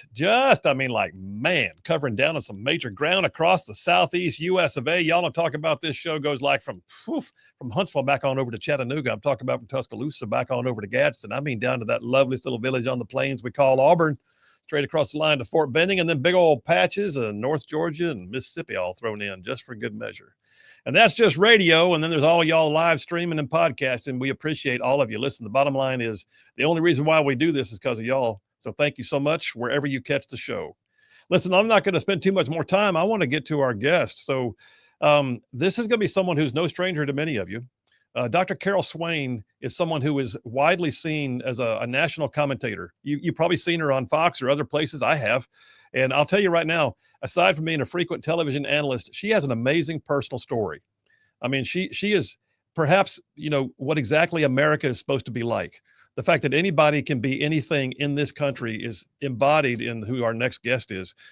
Dr. Carol Swain, despite having a life that some would have said would have been difficult to overcome, she has got graduate degrees. I'm talking about from the University of North Carolina, Chapel Hill, her PhD, Master's in Legal Studies from Yale University. She's a retired political science and law professor at Vanderbilt.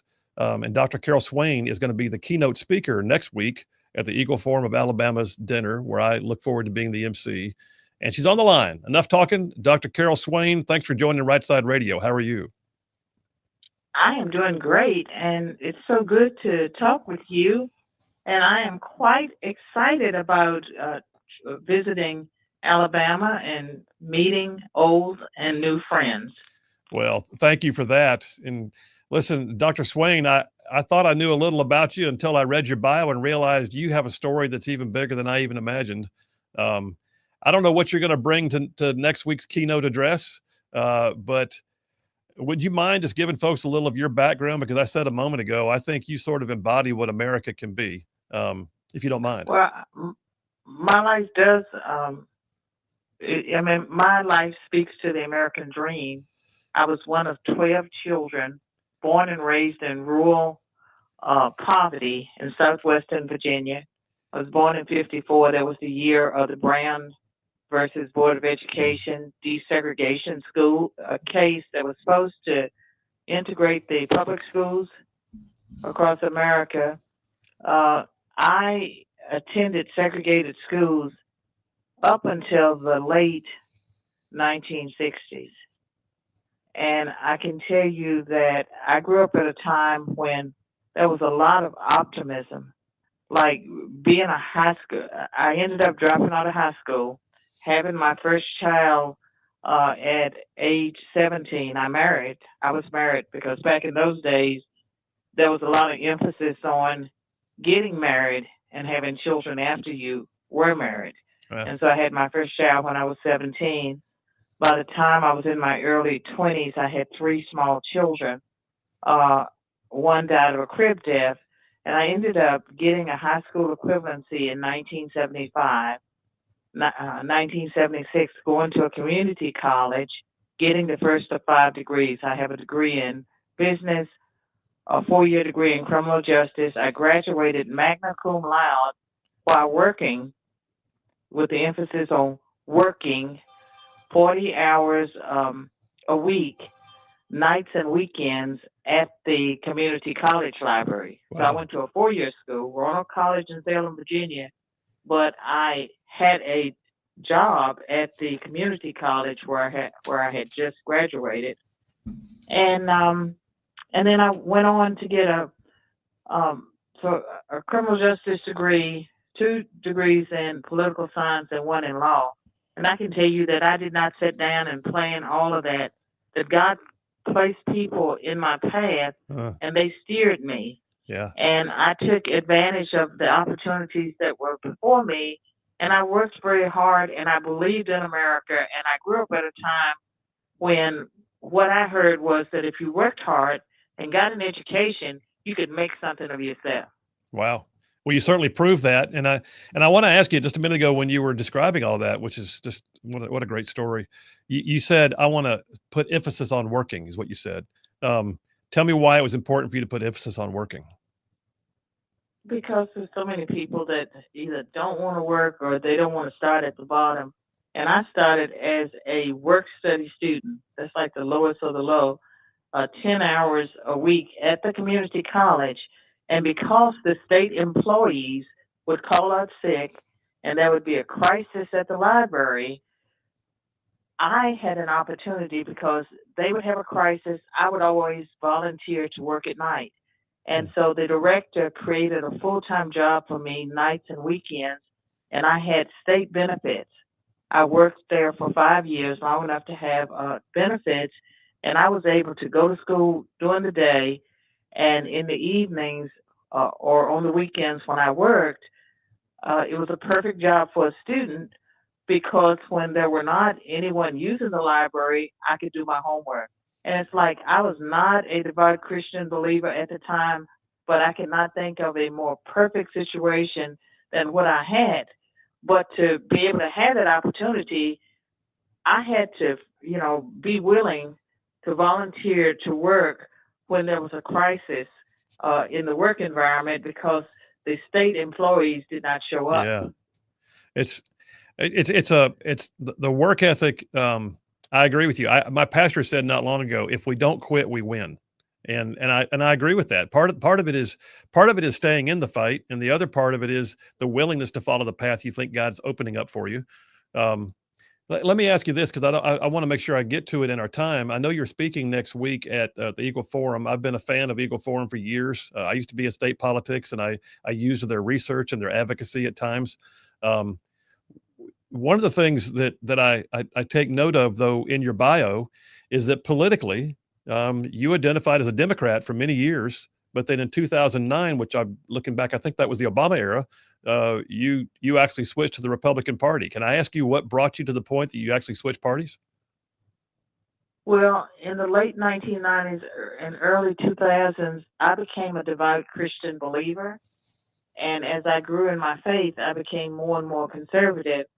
And when President Obama was elected, I did not vote for him. I started moving away from the Democratic Party as I grew in my faith and I became an independent. But I was so concerned about the direction of the country, and I was, pretty much a new believer, and there was so much I couldn't understand. I could not understand how a nation at the time, 78% of Americans professed to be Christians, and yet they were electing ungodly leaders, and they were following such a path. And I wrote a book, Be the People, A Call to Reclaim America's Faith and Promise. And the theme next week is A Call to Reclaim America's Faith and Promise. And I intend, to say a little bit about my background, because there's more to the story of how I ended up becoming a university professor. I taught at Princeton, early tenure, as well as Vanderbilt. But this book, Be the People, A Call to Reclaim America's Faith and Promise, I believe that it was God-breathed. And I talk about, it was inspired by what I saw around me. And I felt like in a nation where 78% of the people profess to be Christian, if we were electing the kind of leaders that we were electing, that people either didn't know the tenets of their faith or what was taking place around them. And there's a chapter in my book, Be the People, that talks about America's religious roots. And the fact that we have a constitution, and the preamble is we the people, and that we the people, we elect the politicians. They enact the policies and programs on our behalf. And if we don't like what we see, there's a process for changing it. But we are as responsible and as guilty as they are, because we actually put them in office and we allow them to do much of what they've gotten away with. Well, I think that I can say amen on several levels to that whole mode. Thank you very much for that. I mean, let me ask you this too, because there's so much. I'd love to sit down and have a lengthy conversation with you, I think. But let me just ask you this: one of the things you've also been known for, I think, is your ability to bridge race relations. And you've been an advocate for race relations and speaking on that quite a bit. Can you describe your thoughts on that? It's just that I would say that I grew up at a time when there was not a lot of racial hatred around me. I lived out in the country, so I didn't participate in the civil rights movement, but I watched the civil rights movement. I knew what was taking place, but I've just always cared about other people, and I've seen them as other people. And one of the things that helped me be successful in college is that I never saw myself as handicapped. I never felt like I was a victim because I was poor, I'm Black, I'm a woman, I have children. At one point, I'm a divorcee. I have all of these things that I could use as excuses. I've never seen myself as a victim. And I think that God has given me the gift of transparency even before I knew God, because I became a Christian believer in my 40s. Up until that time, I was spiritual. I knew that there was something larger than me guiding my life, but I was not a Christian. But I believe that my life has been a gift from God, and that He has also gifted me with the ability to see human beings as for what they are. And I believe that we are all brothers and sisters, in Christ, and that the people that, disagree with us, they hate us, that you can have compassion for them because you know that they're so lost. Well, and thank you for that. And this show stands for that. I mean, this is obviously a conservative talk show, but I make no bones about the fact that I'll say Jesus is Lord every single day. And so that testimony coming from you, especially being a public figure like you are, is huge. Listen, in the last couple of minutes or so we got together, let me ask you this. There's been a lot of stuff in the headlines over the last few years, especially. And it's not like it's not been unheard of. The 60s were turbulent and all that. But a lot of stuff's been in our headlines about college campuses and the divisiveness we've seen on some campuses and the effort by the Trump administration to have to deal with anti-Semitism or with, pro-Palestinian protests or, any number of things on college campuses. As a retired professor yourself, having taught at Princeton and at Vanderbilt, two vaunted universities, what are your thoughts on the state of relations right now on college campuses? Are they a lost cause, or are we seeing a trend moving back in the conservative direction? What do you think? I'll never say that they are lost cause. I think that we have had, their soul laid bare, and we know that it's empty, and that the Marxism took over the campuses. And if you want to study history, we can trace back to when it started, the turbulent 1960s, and just how some of those radicals who were out there, protesting any and everything, and involved even in violence in the 60s, that some of them became university professors, some of them became, like university presidents, that they have taken over those institutions. But I think we're making a lot of progress as far as taking them back. They got most of the universities. They have not gotten them all, and I'm sad it hurts me to report to people that want to believe otherwise that a lot of the quote Christian schools or schools that they're supporting financially that they believe are Christian schools, they too have been infiltrated. But there's hope because we know what's taking place, and I think we know what to do. And with President Trump, I believe holding them accountable to the laws that govern us when it comes to Harvard University and the anti-Semitism against Jews, that's a violation of the civil rights of Jewish people. Mm-hmm. When it comes to affirmative action and DEI and a lot of things that have taken place in our society, over the last 40 or 50 years, much of that was always a violation of the Civil Rights Act of 1964, as well as the Equal Protection Clause of the Constitution. And so right now the ship is being righted, and I believe that most universities, to survive, they will have to clean up their act, and they will also have to open up their doors once again to conservative voices. Well, and I hope it's true, because I think the college campuses were always designed to be the place where discourse could happen. Even if you didn't agree, you could have discourse, and too often we're seeing that shut down. Dr. Swain, we're going to have to leave it there, but I look forward to seeing you in person next week at the Eagle Forum of Alabama dinner. Thank you for who you are, for what you stand for. Thank you for the work you've done, and we'll see you next week. Thank you. Thank you. Bye. All right, we're taking a break right now. What an amazing lady! Listen, I didn't even scratch the surface on her story. I'll tell you a little more when we get back. How about that? Phil Williams, Rightside Radio. Y'all stay tuned. We'll be right back. Carpetbagger, you came down from up north. Came down from up north. Came down from just below the Mason-Dixon line now. So, still technically the South. We'll take it. Yeah. Bottom line, though, grew up to become a Navy SEAL. That was your career. Team 3, if I'm not mistaken. Yeah, that's right. Sniper qualified. Yep, sniper. You're also, APO certified, Alabama, Police Officer Standards. Yeah. Certified law enforcement officer. Yep. Spent time in law enforcement, even ran for sheriff of the largest county in the state of Alabama, Jefferson County. I was the sheriff runner-up is what I like to say, because it makes me feel better. You were actually the Republican choice. How about that? There you go. How about that? And I'll be honest with you, too. We'll talk about that more later. But as a longtime member of the Republican Party and a former elected official myself, I watched your race. And you were in a blue county running a red race, and you took him to the wire. And Yeah, I think that says a lot. Yeah, about 1%, and I lost by about 1.5%, I think, is what it came down to. It was way close, and I think he was scared. Yeah, and he should have been. All right, there's that. You ran for sheriff. You love the Lord. You make no bones about it. Only thing that matters.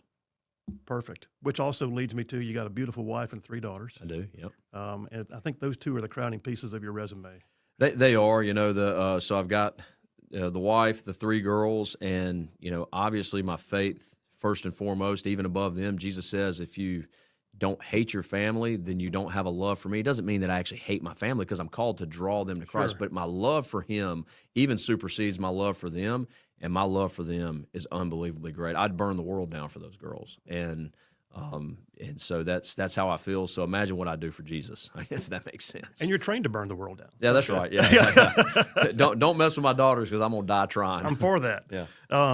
You now run, having spent time in the teams, you're out civilian world. You now run 2 companies, the Shooting Institute and Covenant Rescue Group. Yep. And we'll get into both of those in a minute. But I think suffice to say, your previous resume has translated well into what you're doing in the civilian world. It has, yeah. The time in the SEAL teams is what prepared me, but also gave me, it's like the little bit of bait on the hook.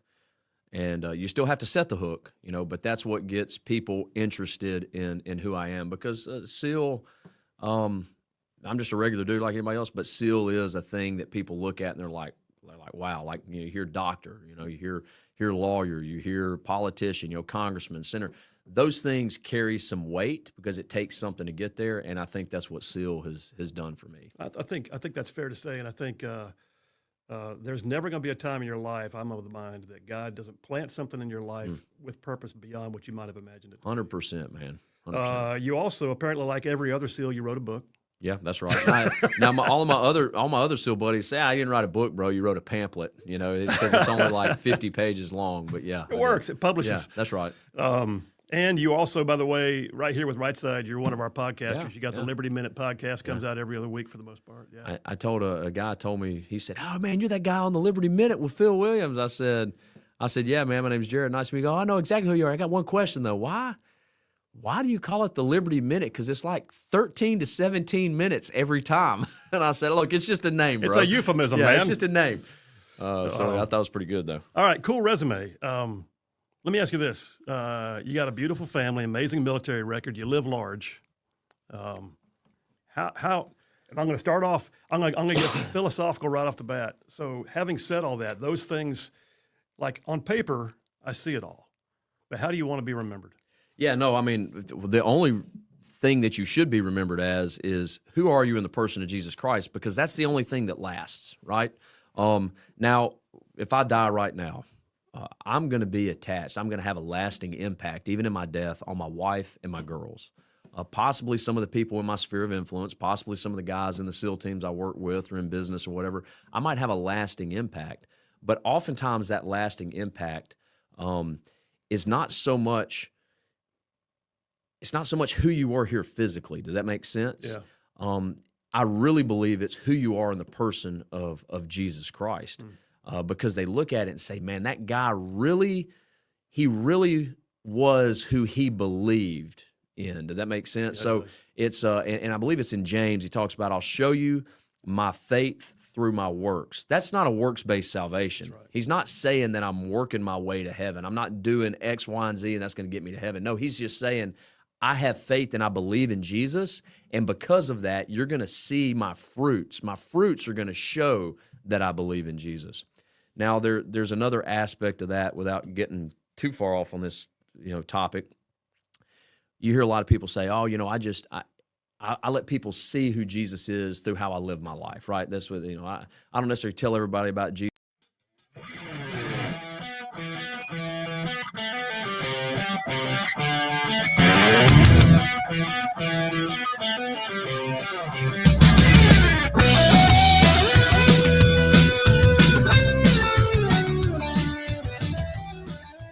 And we are back. Phil Williams, Rightside Radio, solid, conservative, and just plain right. Just pulling pins on truth grenades. That's what we're doing. I think so. Dr. Carol Swain, by the way, you heard her a minute ago. Listen, her amazing testimony. She literally grew up in a shack with I think she said she was one of 12 kids. one of 12, and she and her 11 siblings slept in 2 beds together. And there was no running water, and no real facilities. And that's what she knew. And she had, at the time, if you read her bio, she had an abusive father who abused her mother. She got married at 16. You heard her say she was a mother by 17. She wound up being divorced later, and raising those kids herself, and then just working and just staying on it and staying in it and not quitting and getting things done and pursuing her education at the same time. And listen, I'm so inspired by that. I love stories like that where people do not sit on their laurels and say, woe is me. That is absolutely, and by the way, she is the embodiment of the American dream. And don't tell me that you can't succeed in this America we have if you're not basically blessed with white privilege, as they call it. White privilege is a farce. I mean, there was no privilege when I used the GI Bill to go to law school in my 30s. I'm just telling you, there's no privilege. And she proves, by the way, she overcomes they don't like people like her. The left doesn't. The left hates people like her because she's absolutely contrary to the narrative. And I mean, I can think of any number of amazingly wonderful people who grew up in a segregated America, overcame every bit of it, and have proven to the world how race does not matter if you are determined to keep moving forward in America. And I'm not mean to say that some people aren't born with like a wealthier family than others, but she was dirt poor. And she now has been a vaunted professor at Princeton and at Vanderbilt. She has multiple degrees, including her doctorate degree from UNC Chapel Hill. And she got it all by starting with a GED because she had to drop out of school to be a mom. Listen, I'm just telling you, America's amazing. There are so many places in this world, like India, where the caste system is, regardless of what their laws might say, the caste system is still very much in place. And you're not allowed to move forward in life. Greatest nation on the face of the earth in the history of the earth. I'm just telling you. We got Dave from Capshaw texted in. He said, according to 1819 News, the radioactive shrimp came from Indonesia. Oh, that was an earlier story. By the way, I don't know anything about this, but apparently there's a thing with radioactive shrimp. They're selling at, was it Walmart? Walmart, yeah, the Great Value shrimp. So if anybody is out there eating a lot of Walmart shrimp, which I don't mean to, if you are, I don't mean to. Just say it. Don't mean to, but I feel like. If your plate is glowing, don't eat it. Yes, that's normally a good sign. That's how the zombie apocalypse starts. All right, we're taking a break. We're coming right back. And you know what? I'm gonna go ahead and take a moment of personal privilege and talk about what we just heard a moment ago. Phil Williams, Rightside Radio. Y'all stay tuned. We'll be right back. They get to see who Jesus is through how I live my life. Well, that's not good either, because Paul says, how will they hear if they don't have a preacher to preach? So there's two aspects to that. There's one, what I say, right? Scripture says a freshwater spring doesn't produce salt water. What I say is unbelievably important. But then once I say it, it's my actions that back it up. It's words, then action. And we see that with God. John chapter 1, in the beginning was the Word, right? Wasn't in the beginning was the action, was the creation. No, in the beginning was the Word was God, the Word was with God. And then all was made through him and by him, and without him, nothing was made. We see that in John chapter 1. First was the Word, what he spoke, what we speak. Then second is the actions that back up what we speak. And ultimately see in John chapter 4, or John chapter 1, verse 14, the Word became flesh and dwelt among men, right? And we see that in Isaiah. He says, I was amazed. God was amazed that there was none who could stand before him. He's talking about when he was drawing the plan to create the world. None could intercede for man, so he said, I'll take up my own strong arm of salvation. So God says, I'm going to make a world where sin is possible. I'm not going to make them sin, but I'm going to give them the option. And guess what? I know they're going to choose sin. And there's none that are going to be able to stand before him, but I'm going to make a way out of sin, and it's going to be through me. That's what God says, and that's who we should be. That's so 1 the lasting 10:13. That's right. So that's a lasting impact. The lasting impact is when I die, when I'm gone, when anybody looks, was Jared Hudson was his actions, how he raised his kids, who the husband he was to his wife, how he was to his friends, the guys he went to war with, the guys that he worked with here, stateside law enforcement. Did his actions match the words that he said? And those are the two important things. So when I'm remembered, I want to be remembered as a guy whose actions matched my words, because ultimately that should, as a Christian, that should give not honor and glory to me, that gives honor and glory to God. That guy really was who he believed in. I think that's awesome. And let me ask you this, because I'm going to chase a rabbit for a minute. I just heard probably 5 times in the last couple of minutes you quoting scripture. So, like me loosely quoting scripture. Okay, it wasn't too awful of a paraphrase, but most of it was pretty accurate. Yeah. And also when you said that, it would click verses in my mind. I think I responded back a minute ago, 1 Corinthians 10:13. Yeah.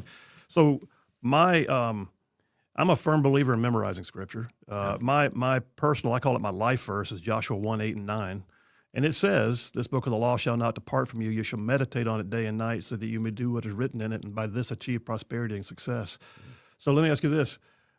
Is the memorization of scripture something that's happened just because it was ingrained over time, or do you have a deliberate attempt on a regular basis to put it to memory? Man, I just read it, if I'm being honest. It just sticks? Yeah, just read it. What'd you say? Does it just stick? I mean, when you read it, does it stay? Stick? Yeah, or do you intentionally try to memorize it? No, I don't intentionally try to memorize it. It's just I think it's just the natural outcome of of reading the word. You can, and when I was a kid, we did Awanas. I think it was with my dad. Yes, we did Awanas. Not far from here. Rainbow City First Baptist, right up the road here. And so we would memorize verses as a kid that would stick. And having a dad that was a pastor, my parents they never forced us to do anything, but we would read scripture, and we'd read it as a family. And I think all my brothers and sisters do the same thing. We spend time in our Bible. It's a part of our life because it was ingrained into us at a young age. Yeah. Proverbs says, train up a child in the way they'll go, and when they're old, they won't depart from it. And so I think there's an aspect of that to whoever I see it with my daughters, with my girls. We'll do memory verses, and we'll read stories, and we'll do Bible stories at night before they go to bed. So I do believe that's important. However, my parents' faith is not my faith. My parents' faith is not what's going to get me into heaven. My dad's faith wasn't my mom's faith. My mom's faith wasn't her kid's faith. So we have our own faith in the person of Jesus Christ. So I do believe that you can't always lean on your mom and dad if they were Christians or if they were not Christians. You're going to answer for what you do. And what does that mean? When I say what you do, how do I transact with the person of Jesus Christ? Faith is not a work. I can have faith in the person of Jesus Christ and accept what he's done for me on the cross, or I can do what Pilate does, wash my hands and believe the lie that I'm innocent of this man's blood. So there is an aspect of you that is involved. Does that make sense? There is. Now, me being involved for just who I am, and everybody's different. Some people might write it down. Some people might memorize it. I would go on deployments, and I would just write because I could memorize better writing. I'd start in Genesis you're on a 6-month deployment to Afghanistan. If we weren't opping, we're watching movies. I can quote movies and all that, and my wife drives her crazy. How do you know these movies? I mean, we watch tons of movies on deployment. And I would write just word for word, just what I was reading in my Bible. My granddaddy told me, he said, hey, read a Proverbs a day and it will make you wise. And I gave him, before one deployment, I gave him a Bible I had when I was in high school. I think the only thing I ever read was Proverbs. I'd read Proverbs a day and I would annotate it. And I gave it to him, and literally it was all marked up. And I said, I read a Proverbs a day. And he told me, he said, well, that's good, son, but I didn't mean only read Proverbs. You ought to read the rest of the Bible as well. So there's that aspect too. We pick the things that we like. And I've learned that over time. And now I do the Bible throughout the year in about 10 months. It takes me to go through the whole Bible. Yeah. So let me ask you, it sticks. It does stick. Yeah. And obviously I would say you definitely had some intentionality attached to it too. But let me ask you this. Has there been a time, and I'm really chasing a rabbit right now, but has there been a time, because God's word never comes back void. Yeah. Has there been a time when you were in the thick of something and a verse came back to you that you hadn't even thought of for a while, and it just like, wow, I needed to ponder on that for a minute? Yeah. So I don't know if it's one that I'd never thought of for a while. I'll use a training example. A lot of times I hate Bud's training examples because a lot of guys that just tell Bud stories is because they have no war stories. That's what I've learned. They've never killed anybody or, actually been in combat. The training stories I'm not big on, but this is one where this would apply, I guess. There was a Master Chief, and I believe his name was Guild, Master Chief Guild. If I remember right, I'm probably getting it wrong. I could text somebody and see. But either way, he was doing a program. He was part of a program where he would mentor Bud students as they were going through. They were trying to get numbers up because training was pretty much the same across the board. Standard the same. The percentage was the same. They increased Bud's classes. We had 366 start with ours in class 264, and 32 actually graduated SQT and got a Trident, right? So, you're looking at less than 10% by the time you get selected to go to a SEAL. Take us to the Eagle Forum dinner that Dr. Carol Swain's speaking at. So y'all, well, we'll mention that here momentarily, but I would just challenge you to go if you can, because I think the night's going to be great. Last year when I was there, I was the MC last year also, hundreds of people there. Amazing night, great time. I suspect this year will be just as good, if not better. I gotta just dive in on something though. I'm gonna do what in the state Senate we call taking a moment of personal privilege. Yes, I have the dippers. Yes, I know I come into the show with some measure of structure, but I own the microphone, so let me just go ahead and wax the way I want to. I just heard from Dr. Carol Swain a number of things that just are like, I don't know, it's like a siren call to me. I love the fact that she never stopped working.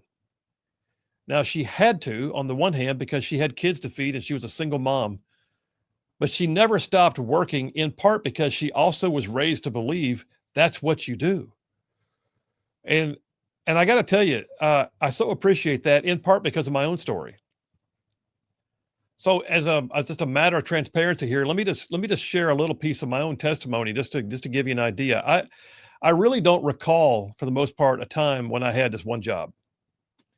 And I say that because there's either A, been multiple things I felt called to be a part of, or B, it was because I was committed to making sure that my family had what it needed at a time when it meant doing more than what I was doing. Case in point, when we were a young couple, and by the way, Charlene and I, we married young. I was married at 21, a dad by 23. I look back at my kids when they were 21, 23 years old. I'm thinking, no, I can't even begin to tell you. The great thing about that is it means we get to be the cool grandparents because we're still young. but nonetheless, we had a lot going on, and yeah, Charlene's always worked. She's had a great career working at a school. She's been in marketing and doing things. But there's a particular point when the kids are born, she and I discussed it, prayed about it. We felt led to, her being home with the kids. We also knew what that meant. It meant that it's going to be harder to pay the bills. And it was a sacrifice we were willing to make. And Lord, we lived tight. I found out later on we would have qualified for government assistance. I just didn't know it. Didn't even think to apply for it. Why? Because I went out and got extra jobs. And I don't say that I'm not saying this to puff up. I'm inspired by Dr. Swain's story, and it just reminds me of where I've been. So at a time when we absolutely felt led, and boy, it paid off. Charlene staying home with the kids was the best thing that could have ever happened. Our adult kids right now are exactly the kind of people we had prayed for them to be when they were young. But it was also because she was there in their lives, and that was a commitment we made. And that being said, there was one particular time when I was getting up at 4 a.m. I was doing janitorial work at a local office building, then going to my full-time job, working from about 8:30 to 5:30, and then delivering, it wasn't pizza, it was like a Steak Express kind of place, but delivering food at night, and then National Guard at least one weekend a month. And that's what it took. And that's how we paid the bills. And I got no regrets. And I can tell you, it's been that way for a long time. We were on Young Life staff doing ministry. Young Life is not a get-rich-quick opportunity. Let me just tell you. After 10 years of working with kids professionally, I had no retirement, and I was making less than a first-year teacher. And I had the memories and the sense that I had been a part of something that it was exactly where I should have been. But that being said, there were any number of times when it was all the extra I mean, it just was. Charlene was working at the school at that point, but I also started picking up and teaching a class on top of working for Young Life. And this is what we did. Still had the National Guard thing on the side. I can just tell you too, over the last, oh gosh, how many years? I don't remember I don't remember having one job. I made a late in life decision after leaving working with kids professionally for 10 years. It was because I felt called to go to law school. I was in my 30s. How do you do that? You're in your 30s. I've already got a house. I've got kids. I've got a family. I've got a dog. I've got a mortgage. What do? I had to work by day, use the GI Bill to help, take out a second note on our house, and drive 5 nights a week to Birmingham to go to class 5 nights a week for 3 years to get my law degree. And I did. That's what I had to do. And I did it. And I don't know how we did it. Sometimes I look back and think that was crazy. I mean, it was a shell game. Move the money here, put it on the credit card there, move it over there, pay off the credit card, draw it right back out the next day. Oh boy. And just keep it going. And we made it. I'll tell you right now, she was amazing. If you ever want to hear somebody talk about how do you buy groceries when you're not sure you have any money, let me talk about Charlene Williams, because she would sit down and she would literally plan out the menu for the next month. She would have all the dinners mapped out, and then she would shop the menu. So she didn't just go to the store and stock up the pantry. She shopped the menu, and she would double up. So if we did macaroni and cheese one night, it was still leftovers for the next night. And just when we made it, and our kids are healthy and everybody's good. And I'll just tell you right now, I mean, like right now, I'm a full-time lawyer and I'm a full-time media guy. How is that happening? I don't know. We're just doing it. It's where we are. But I really do believe that the value of work has been lost on too many in this generation. The value of work is special. The ability to say, I didn't just lay down on it. And you know what? If you don't get everything you want, but you have everything you need, that matters.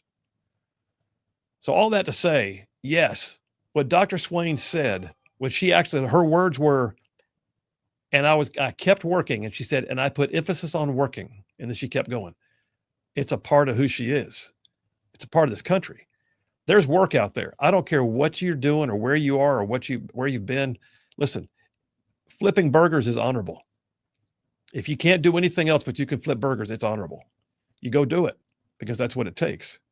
And I got to tell you, in the midst of all that, while I'm taking this moment of personal privilege, while I'm talking about the value of that, let me just tell you something else, a story that, and I've told it on the show before, but I'm going to tell you again. My interpreter in Afghanistan is one of my greatest inspirations. His name's Hamid. And when I was in Afghanistan, he was a 17-year-old kid who had taught himself to speak English. And he was good enough to become our lead interpreter. He spoke Pashtun, Dari, and English. And he lived with us. We actually took him in. He lived with us and became like a part of the family, part of the team. Everywhere we went, I had this 17-year-old kid with an AK-47 over his shoulder who interpreted for me with warlords and governors and, and village chieftains and everything. 2 years after I got back, I get a call. Hamid had fled the country because his family was being threatened because he worked with Americans. He's now a refugee in Tajikistan. He's in a UN refugee camp. So myself and another, a guy on my team, we started supporting him, sending him money, working with our congressman, helping him. And I want to say in 2006-ish, he came to the United States with $10 in his pocket. And he did not sit still. He came to the United States believing in what it could be like if he came here. And he came here, he lived with one of the other guys on my team. And we would talk all the time. We still catch up. We still talk periodically. And my friend Hamid came here with $10 in his pocket.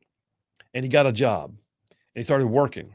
And then he had to get his GED to make sure he had some measure of education that it was equivalent to the U.S. He got his GED and he enrolled in community college. And he finished community college. And then he got a scholarship to go to the University of Denver. And so he did. He moved out to Colorado by himself. He used to call me. He'd be sitting there working in a airport, like parking lot attendance booth, studying while he worked. And he would call me and we would talk and just catch up. I'll never forget this. One day he calls me, he says, he still called me Commander Phil a lot. And he goes, Commander Phil, I've just gotten my college degree. I said, good for you, man. I'm so proud of you. And he said, and this week I also got my U.S. citizenship at the same time. I said, outstanding, man, you are something else. And then he has his degree. He's a U.S. citizen. So he gets a job to go back to Afghanistan. and work in the U.S. Embassy. And he did. And he made good money doing that. He calls me one day from Afghanistan. Hey, Commander Phil, I have paid off all of my student loans. How'd you do that? He goes, sir, this country has given me so much, I do not want to have to owe. And I said, I wish more people would talk like you and act like you. And then he comes back to America. And my friend Hamid, who came here with $10 in his pocket, got his master's at Yale. Yale. You hear me? He got his master's at an Ivy League university. And then my friend Hamid went back to Afghanistan and became a senior advisor to the president of Afghanistan. He's now living in California with his family. He's married. He has kids. He's doing great. He's just living the American dream, doing what he can. I'm just telling you, he never once sat down. He never laid down. He never said, woe is me. He didn't say life is too hard. He didn't say the Taliban made my life difficult. What will I do? He just never quit working. There's value in work. There's a great deal of value in work. And you've heard a little bit of my story. You heard Dr. Swain's story. You heard Hamid's story. I'm just telling you, if you're sitting at home right now saying, woe is me, then by God, get up off your seat and go do something, because there is some value in working. And at the very least, it keeps you moving forward. There. That is my moment of personal privilege. Every bit of that was off the cuff, just straight from the heart. I'm taking a break right now. I may have to go ahead and just like walk that off. Phil Williams, Rightside Radio. Best show on radio. Y'all stay tuned. We'll be right back. And then once you get there, now you've got, sniper school. I mean, we lost 60%, 40% of us graduated and became snipers. And these are all SEALs, right? So we lost 60% in sniper school that had to go back to a team and didn't get sniper quad. You lose like green team, selection for development group, what everybody refers to as SEAL Team 6, Special Mission Unit. Those are all SEALs. A lot of them good dudes, but you'll also lose 60% of those, and 40% of those guys will become Special Mission Unit SEALs. So there's always a selection process where there's an attrition rate. Make sense? And they're trying. Well, there should be. As it should be. If it was easy, everybody do it, right? Exactly right. But what they're doing is they're trying to increase those numbers because we need more SEALs, we need more snipers, we need more guys screening for Special Mission Unit. Right.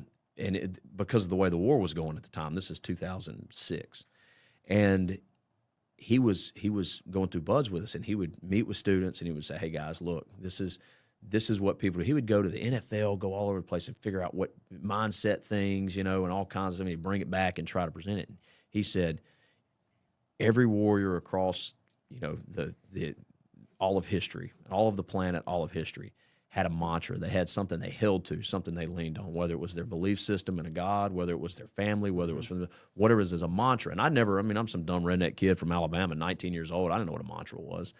And he said, what's that one thing that you can hold to that will help you make it through this process? Because if you can hold to something else besides the pain that you're going through, the distress of hypothermia, cold water, getting beat and buzz, all that stuff. If you can hold to something else, you can make it through. But if you concentrate on what you're going through, you'll never make it. Right? That was kind of his. And I'm not saying I necessarily agree with all that, but that's what he was putting out.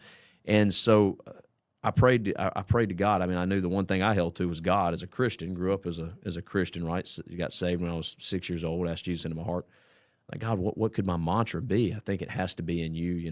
I'm here for my family, for me. I want to do this, but it's in you. What is it?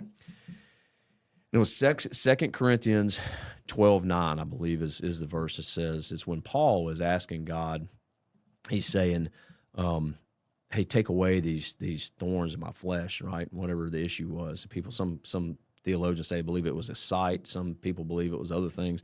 But he said, take away these thorns in my flesh. He asked 3 times, and God 3 times said no.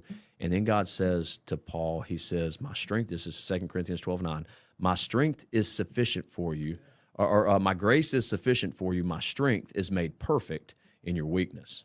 And I thought, that's it. And so that is a scripture that the Lord gave me in that time that I really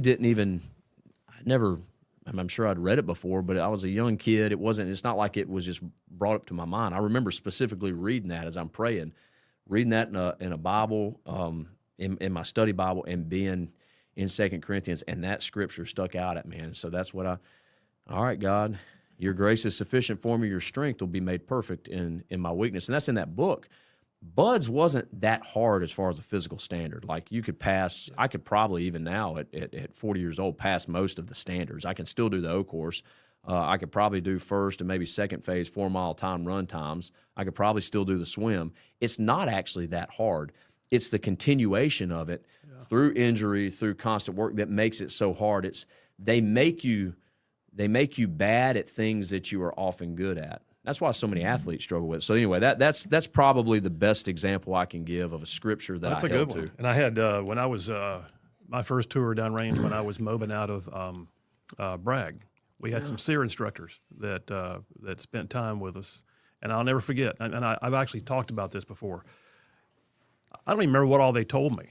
I don't remember how to do my search and rescue dot, but I probably could now. But the reality is, one thing that stuck out with me was he said at one point he like just stopped in the middle of it, like it was an unplanned moment, and he goes, "Hey, let me just say, if you don't already have something bigger than yourself that you believe in, you better get it right now before you go downrange. Because if they ever take you, you better have something to hang on to that's more than you." Yeah, that's right. Yeah. And for me, that was my faith. Yeah. And for me, that was mine in downrange was Psalm 91, the soldier psalm they call it.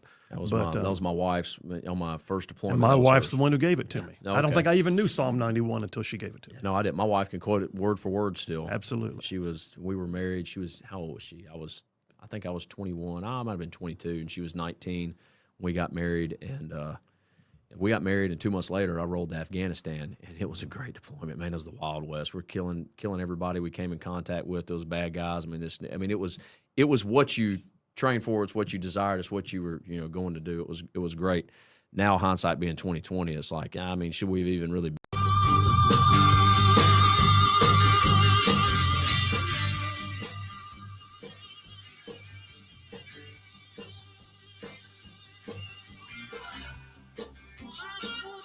And we are back. Phil Williams, Rightside Radio. Solid conservative, just plain right. Just saving the world one soundbite at a time. Got a couple of quick texts I'll get for you. Marshall from Dubai says, Phil, I was talking to my wife about 10 days ago about Ukraine, and the U.S. might have to put in some of our troops to keep Putin in check just in case he got squirrely. And I went on to say, I'd tell Putin, if you think about restarting this war, just remember it took about 50 of our special operators to turn 300 Wagner mercenaries into pink mist in Syria. Your move, Slavic special ed. That is one of the most amazing stories. It really is. Sean Ryan did a full blog forum with one of the mercenary generals of Wagner in Paris with the Eiffel Tower as the backdrop, talking about that. And it's one of the most amazing interviews I've ever heard. I've never heard about that battle until recently. Oh, yeah. The Wagner group was awful, and yet they were nothing burgers by comparison to our special ops guys. Yeah. They were just in the way. Yeah. And we had to remove them. And what's funny is that extreme prejudice. Prigozhin, the reason he engaged them on that day was that he thought that the U.S. special operators would be scared to start World War III and wouldn't do anything, and boy, was he wrong. Yes. Marshall, thank you for the good memory. Jeff from Indiana says, he's talking about the shrimp thing. He says, oh no, I'll be eating Low Country Boil tonight. Don't do it. I tell you what, if it doesn't glow, it's okay to go. Just saying. I gotta dive in on a topic here. In fact, I've got a whole dipper. I'm not sure how far I'll get with it, but I'm going to go for it. So there's times, you guys, when I am literally looking around and I find myself resourcing the show and I think to myself, look at all the wokeness. Did you see that? How much wokeness can there be? And next thing you know, I realize I have a plethora. I have a cornucopia. I have a veritable charcuterie, if you will, a buffet of wokeness. And that means it's time for another round of adventures in woke world. Adventures in woke world. Yes, indeedy. Okay, JP, you got to engage this one with me because you talked about it last week during your JP on Sports segment. Story here on Outkick today. The headline is, why does the NFL keep getting away with being so woke? The NFL, the National Football League, the harbinger of all things testosterone. Roger Goodell. Sorry. It's the commissioner, all 100%. First of all, I gotta say, have you seen, I think it's, Philly and Minnesota? Yeah. That have male cheerleaders. By the way, I'm not talking about stuntmen. No. Yeah. I'm talking about frilly dancing dudes who want to be girls. Yeah, dudes who want to be girls. Yeah, cheerleaders that are taking away spots from actual girl cheerleaders. And I'm pretty sure most of the crowd wishes they would please stop. Yeah. Like, that's embarrassing. There's been Please some people stop. who were Minnesota Vikings season ticket holders and actually canceled it after. Did they really? Yeah. There's been a couple people that put that up. It's the commissioner down 100%. So what is it with Goodell? I mean, I look at him and think, you could set the tone, dude. You're allegedly, when is the board going to get rid of him? I don't know. I mean, you see this problem with several commissioners where they don't want to rattle the boat too much. You know, they're scared to do anything. It's kind of like the NCAA with the president there, but he makes decisions kowtowing to certain liberal ideologies at the time, and then he's scared to reverse them, like with the NFL end zone messages. That's what the rest of the article is about. And also the cheerleaders that you're talking about. I mean, he's a softie in general. He's still Dave Portnoy, the Barstool Sports president, is still banned from every single NFL game for a beef that happened like 11, 12 years ago. So Portnoy's it's like banned from the NFL? Yeah. He actually went to one of the games in one of those mustache glasses disguises. He went to the Super Bowl and got thrown out. And after that, so, but yeah, that's just who he is. He's just kind of a softie in general. But yeah. Wait, I'm curious. What did Portnoy do to get thrown out? I can't remember. It was something that's like a social media beef. Portnoy was just making fun of him for something, and he got upset and banned him from the games. It was something like that.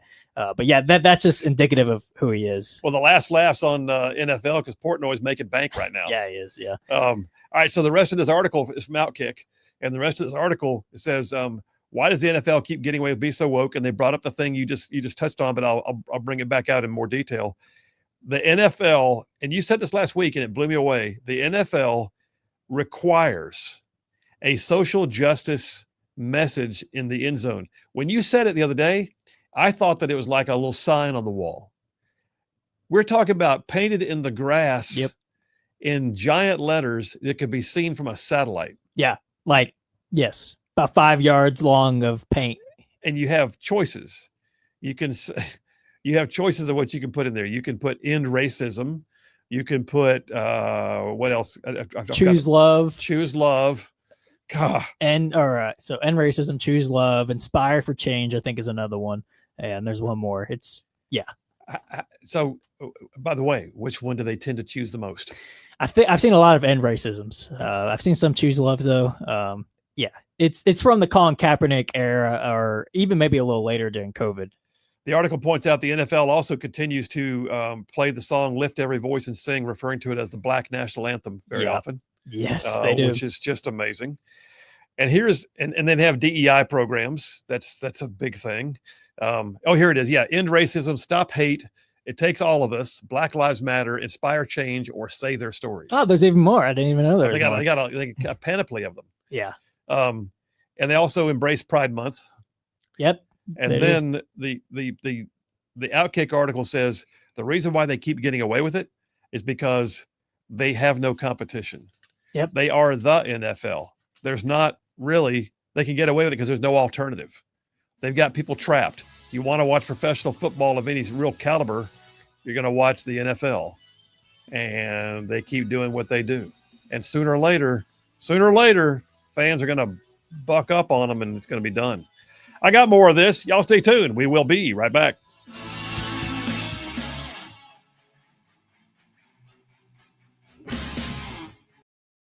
Knowing what we've done, or at least seeing how they pulled out of Afghanistan. And but at the time, man, it's what you wanted to do as a young SEAL.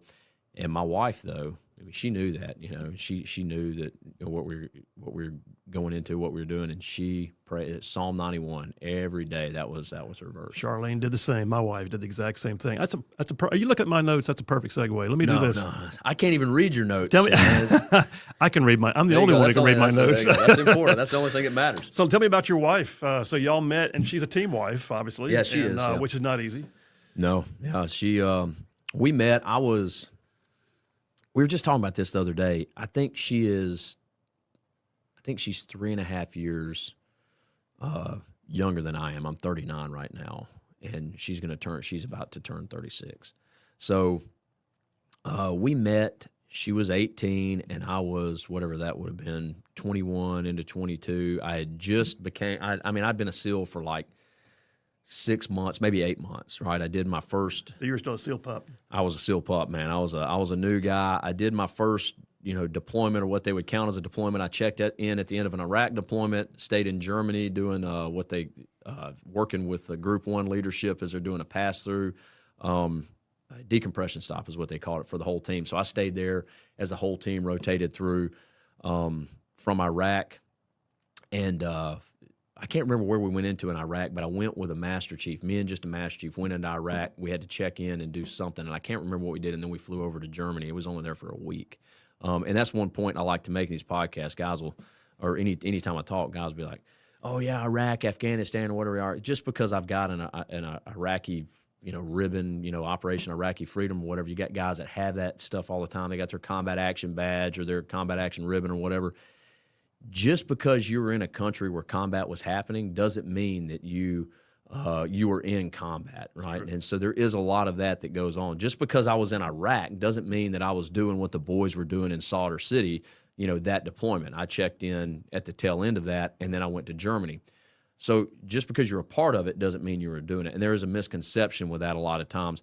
One, with how people receive it, but also, two, with maybe even how guys present it sometimes. So there's probably I don't know. I like to make sure that that's understood. Went to Germany, went to get back from that, and was selected to go to sniper school as a new guy, which is very rare. And so I went to sniper school, and that was when I met my wife.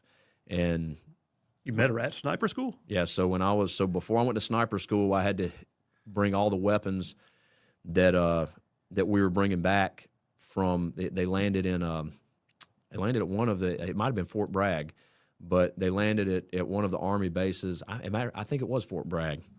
They landed there. Me and another guy, a buddy of mine, I won't say his name. He's at Red Squadron still, or he was at Red Squadron. He might be.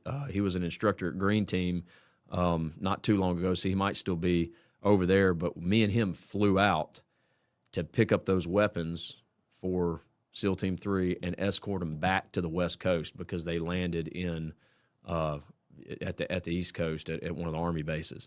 And we flew out to pick those up.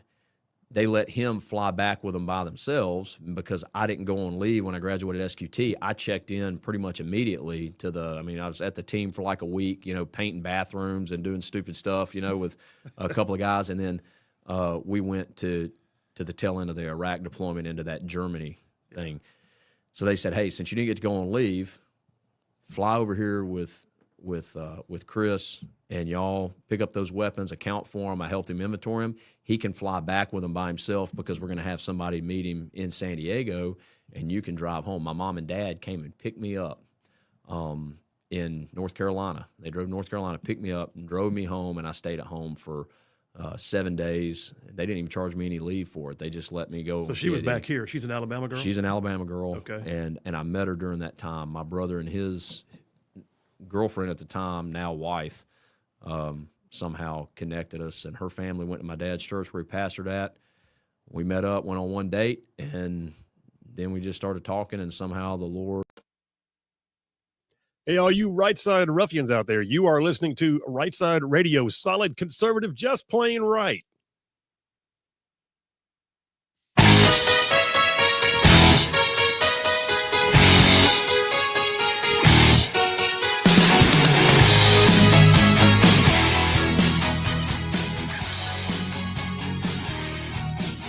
And we are back. Phil Williams, Rightside Radio, solid conservative and just plain right. Just covering down on some major ground across the southeast U.S. of A. Y'all, I'm talking about this show. This one, goes like from Huntsville back over to Chattanooga, from Tuscaloosa back over to Gadsden, all the way down to that loveliest little village on the plains we call Auburn, straight across the line from there to what we now call, once again, Fort Benning. And then big old patches and North Georgia and Mississippi all thrown in just for good measure. And that's just the radio. Yeah. Then there's all of y'all right now who live stream the show every day online. We can see it. We know you're there. Looking inside the studio on the live stream on places like X and Rumble and YouTube and Facebook and our website, rightsidemedia.org. And then all you podcasters who catch it after the fact. Bottom line is this, you guys. Wherever you catch a show, wherever it is you catch the show, we can tell and we know, and the reason why we do it is because of you. So thank you very much. We appreciate you more than you can possibly know. I got a surprise opportunity here. So my friend Becky Garrettson is on the line right now. Becky Garrettson is the executive director of the Eagle Forum of Alabama, and she is going to be there next week. Obviously, that's her gig. But the Eagle Forum is an amazing organization that does a great deal of conservative policy work and advocacy. I've known them for years. Proud to be, able to say that I'm going to be their MC again this year at the dinner. And Becky Garrettson's online right now. Hey, Becky, how you doing? Hey, I'm great, and I'm so excited that you got to have Carol Swain on. We are really thrilled about her being at our big banquet next week, and that you're going to be emceeing it. It's going to be a fantastic night. Yeah, I think so. I mean, you sold a lot of tickets. I know we can talk about that in a minute, but I thought it might be important for folks who don't already know, although a lot of them do because they listen to the show, who Eagle Forum is, what y'all do, and you even got a broad national history. Yes, we've been around for about 50 years. And we do three main things: educate citizens on policies that affect the family. So we have, whether we do that through radio, videos, meetings, and then we build the grassroots through our action groups that meet all across the state monthly. And then we draft policy as well. For example, that great law that Alabama passed a couple of years ago that stopped those puberty blockers, cross-sex hormones, and sex reassignment surgery for minors. Yeah. That was a bill that we helped draft. Yeah, it was. And so we do a lot of things at the State House, lobbying. While everybody in your audience is busy working and taking care of their families, we are at the State House every day fighting for your values. And so that's kind of what we do. And what I love about Eagle Forum, there are so many great organizations in Alabama that do conservative work. But one thing that sets us apart a little bit differently than everyone else is we have an office on Capitol Hill in D.C. So we're able to fight those fights up there as well and help the Alabama voices be heard up in Washington. And also we have a focus on our students. We have student groups that are meeting, that are growing like crazy. We're going to talk, highlight some of those at our banquet, and just trying to continue this generations of conservative work. And it's so exciting. As Carol mentioned, I'm sure, the religious activity that we're seeing, the resurgence of our great founding liberties and religious rights in our nation, we are seeing that really coming out in our youth, and it's so exciting. Yeah, I agree. She did a great job, by the way. She was on a little while ago and told some of her own personal story about growing up in poverty and just staying in the fight. Basically, got her education, got more than an education. She got like layers of education. But she also has a love for the Lord, and she also makes no bones about the fact that she loves this country. All right, so you guys have your dinner next week. If folks still want to come, do you have any tickets left? I mean, what's the deal? We've got 500 people coming. We were sold out, but I have scrounged up about 14 tickets left. So if people want to jump in and come with us, it's at the club in Birmingham on Tuesday night. They can go to alabamaeagle.org and buy their ticket. It's $150, and it goes to a great cause, not only a great meal and a great time of fellowship, but you're supporting a lot of these initiatives that we are into. And so it would be great, and we'd love to see you.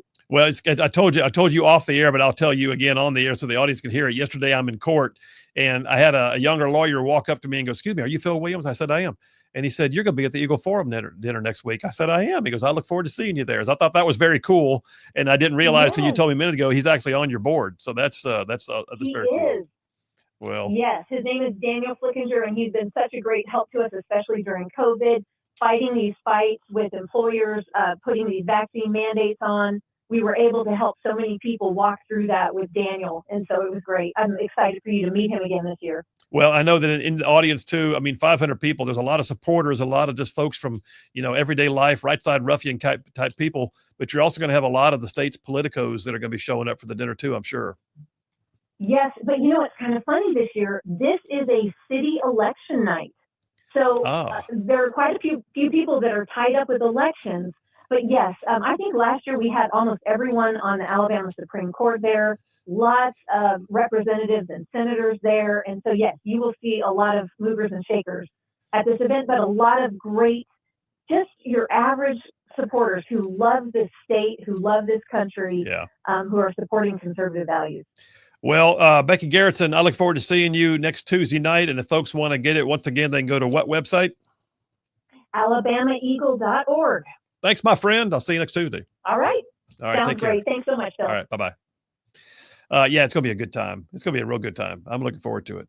Let me get a couple text messages real quick. Just keep those things. John from Huntsville says, hey, those male cheerleaders definitely do not look like women.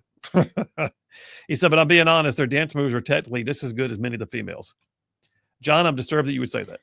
Yeah. Okay. So, I mean, like I said, if they were just male cheerleaders, and if that's one thing, but they are trying to look like women. They're doing the women cheerleaders role. They're doing the women cheerleaders dances. So obviously, it's like we know what they're trying to do. That's we know what they're trying to do. Yeah, it's and by they I mean the NFL and the Vikings and whoever else is doing it. Yeah. Jeff from Indiana, by the way, texted in on that issue. He says, hey, Phil, I'm not going to be satisfied till the NFL drafts its first trans male player. They need to stick their money where their mouth is. Yeah, exactly. Yeah, that. Let's see. Let's see how that goes. It's going to be not very good. Cool. David from Bucky's. David from Bucky says, Phil, the NFL needs to add a new choice for the end zone. Pray unceasingly. I like it. You know what? Put that in the end zone. Let's see how it goes. Pray unceasingly. Thomas from Athens says, if an NFL team, e.g. the San Francisco Giants, really want to be genuinely woke, it would feature drag queens in the cheerleading squad. That's kind of what they're doing. Yeah. Wow. And then brand new texter in the line. Do I need to read this out real quick? Careful reading that one. Okay, I'll read this before I read it online. How about that? Okay, listen, we got plenty more to talk about. I got to tell you, there was one more piece of the NFL story. Where'd that thing go? Here, real quick. And my Adventures in Woke World, which I may have to save most of this for tomorrow, it looks like. But Adventures in Woke World had this story that also came from Fox. There is still talk. This is a Dateline just about 10 days ago. Bring back the Redskins and everything else torn down by wokeness. So this is really, I mean, they're considering it. I know that Trump even called them out and said, bring back the Redskins. But there are actual Native American groups saying, please bring back the Redskins. The family of the logo, who the logo is depicted of, that family put out a statement and said, we want the logo back. Like they took pride in the fact that the family of, I'm not sure who the man is by name, but the family of that man who is depicted in the Redskins logo, they're upset that they took it away. So clearly they weren't confronted or talked with about, if they were, it was just the white liberal college girls that were screaming about how it was racist. And that's what I was saying earlier about Goodell not having any guts, because he cowers down to any sort of pushback. Oh, we don't want to look racist. And I mean, not just the NFL, but the Redskins themselves. But yeah, the family of whoever the logo was depicted of wants it back. So would they bring back the name Redskin or just the logo? It's not going to happen. I hate to say it. They're not going to do it. Unfortunately, the weight of the family who the logo was depicted of, apparently that doesn't hold enough weight to change it back. And I mean, I will say it is a lot of money to rebrand as a whole. So there's that. But I don't think it's actually going to happen. So right now they're the Washington Commanders, which I look at it and think you could have at least called it the Washington Warriors, kept the image on there, and it would have made more sense. Yeah. But they just did away with the whole thing in the blinding effort to, virtue signal and to cow down to the, oh my gosh. It's like there are movements that rise up once in a while and they become rabid. There was the hashtag Me Too for a while. There was, the BLM counter narrative that everything's racist, tear it all down now. And the renaming of bases and tearing down of statues, the whole thing. And getting rid of the Washington Redskins is still something that does not sit well with legions of fans who have been fans for years. Yeah. And I mean, like I said, the story of the family itself, they would, if what they were saying about it was true about how it was racist, I feel like that family would be the most offended of everyone. But they were actually wanting the logo. They took pride in it. So you would think. Yeah. Okay. All right.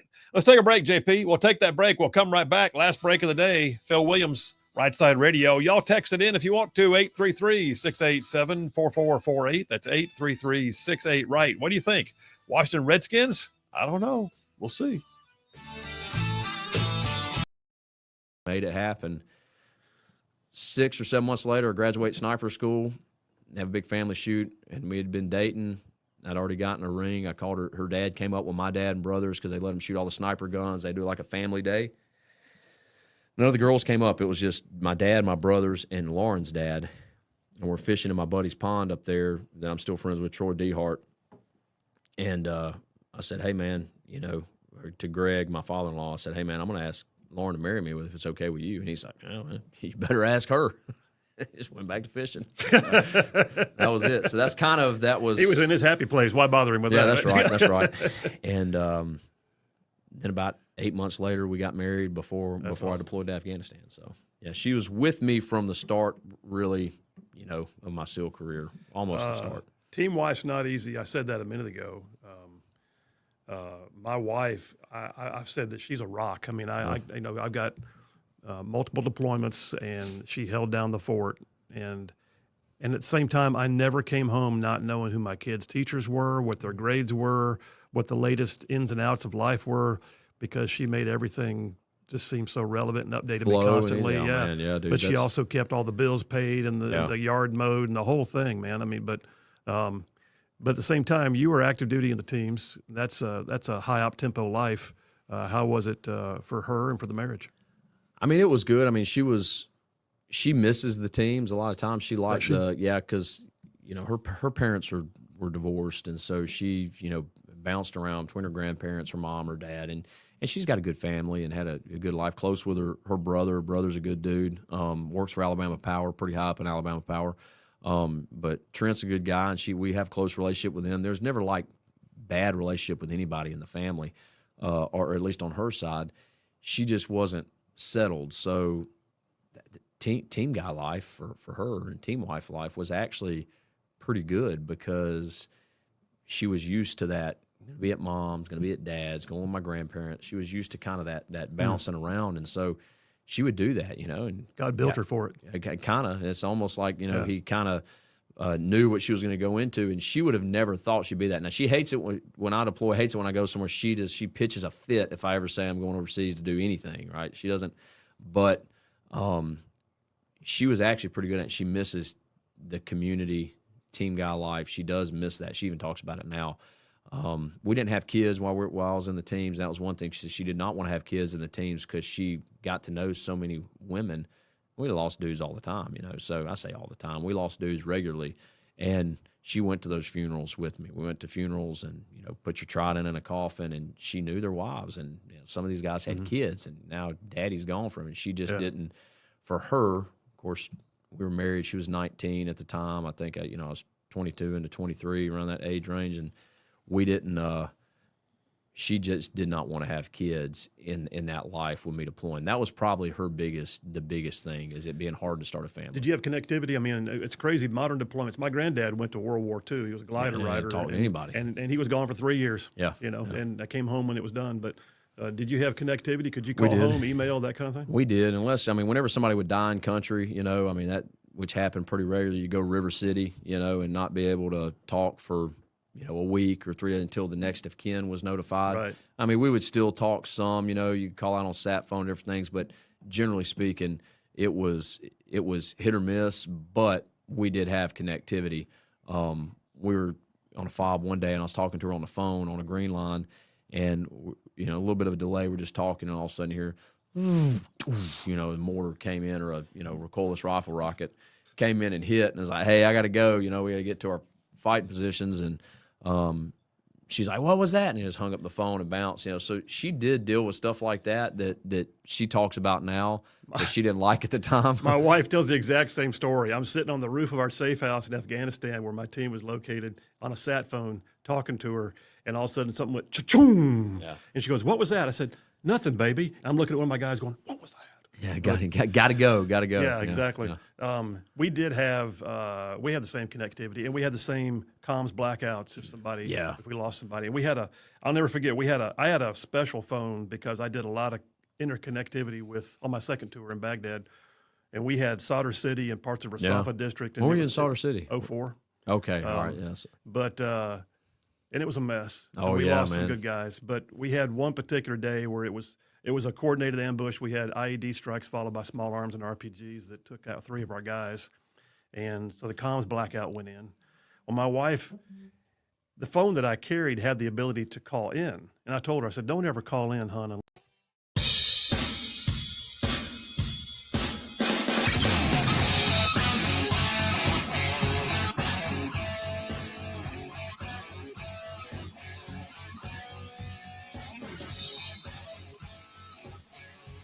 And we are back. Phil Williams, Rightside Radio, solid conservative and just plain right. Making common sense like a superpower. Hey, real quick, I guess I'll give you this one more thing on Adventures in Woke World before we go, and I'll save parts of it for tomorrow. But Colin Rugg, who I follow on X, just posted, and I remember this when this happened. The non-binary Yosemite biologist, Dr. what's her name? Shannon Joslin, calls herself non-binary. She along with 5 other activists actually climbed El Capitan. If you're not familiar with El Capitan, it's a massive, more than mile-high rock face that people come from all over the world to climb. They climbed parts of it and hung a 55-foot by 35-foot pride flag on the cliff, which, oh, by the way, is a really bad thing. It's not their place to hang things. It's not a place where you can use the National Park Service for your personal billboards. Anyway, she was let go, and now she's filing suit because, in her words, my First Amendment rights have been infringed, and I want my rights and my career back. And then she, there's a video of her with all the drag queen park rangers, and it's madness. Nope, I'm sorry, you're a victim. Nah, not really. You're actually the problem. But more on that another time. In the meantime, let me do this. The grades are in. John from Huntsville, Phil, and JP both get an A++ for their equally spectacular performances, which means today's winner with a perfect A++ is Becky Garrettson for her amazing performance. Congratulations. By the way, I think the Washington NFL football team should become the Washington Braves, and maybe they'll play better than the Atlanta Braves baseball team, LOL. I think anybody can play better than them right now. And John, I take issue with the fact that you did not give a grade to Dr. Carol Swain. I think that should have been done. I'm going to the phones because he's calling in for vacation. That would be our buddy Jeff Rowe from Indiana. Hey, man, how are you? I'm doing good. I'm getting ready to get my seafood boil right now. Yeah, are you getting your seafood boil with radioactive shrimp?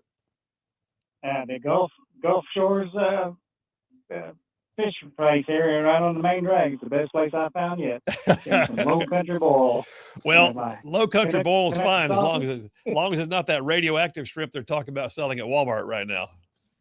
Oh, well, it's close to Walmart. I hope they didn't get it there. Well, how do you like Dauphin Island?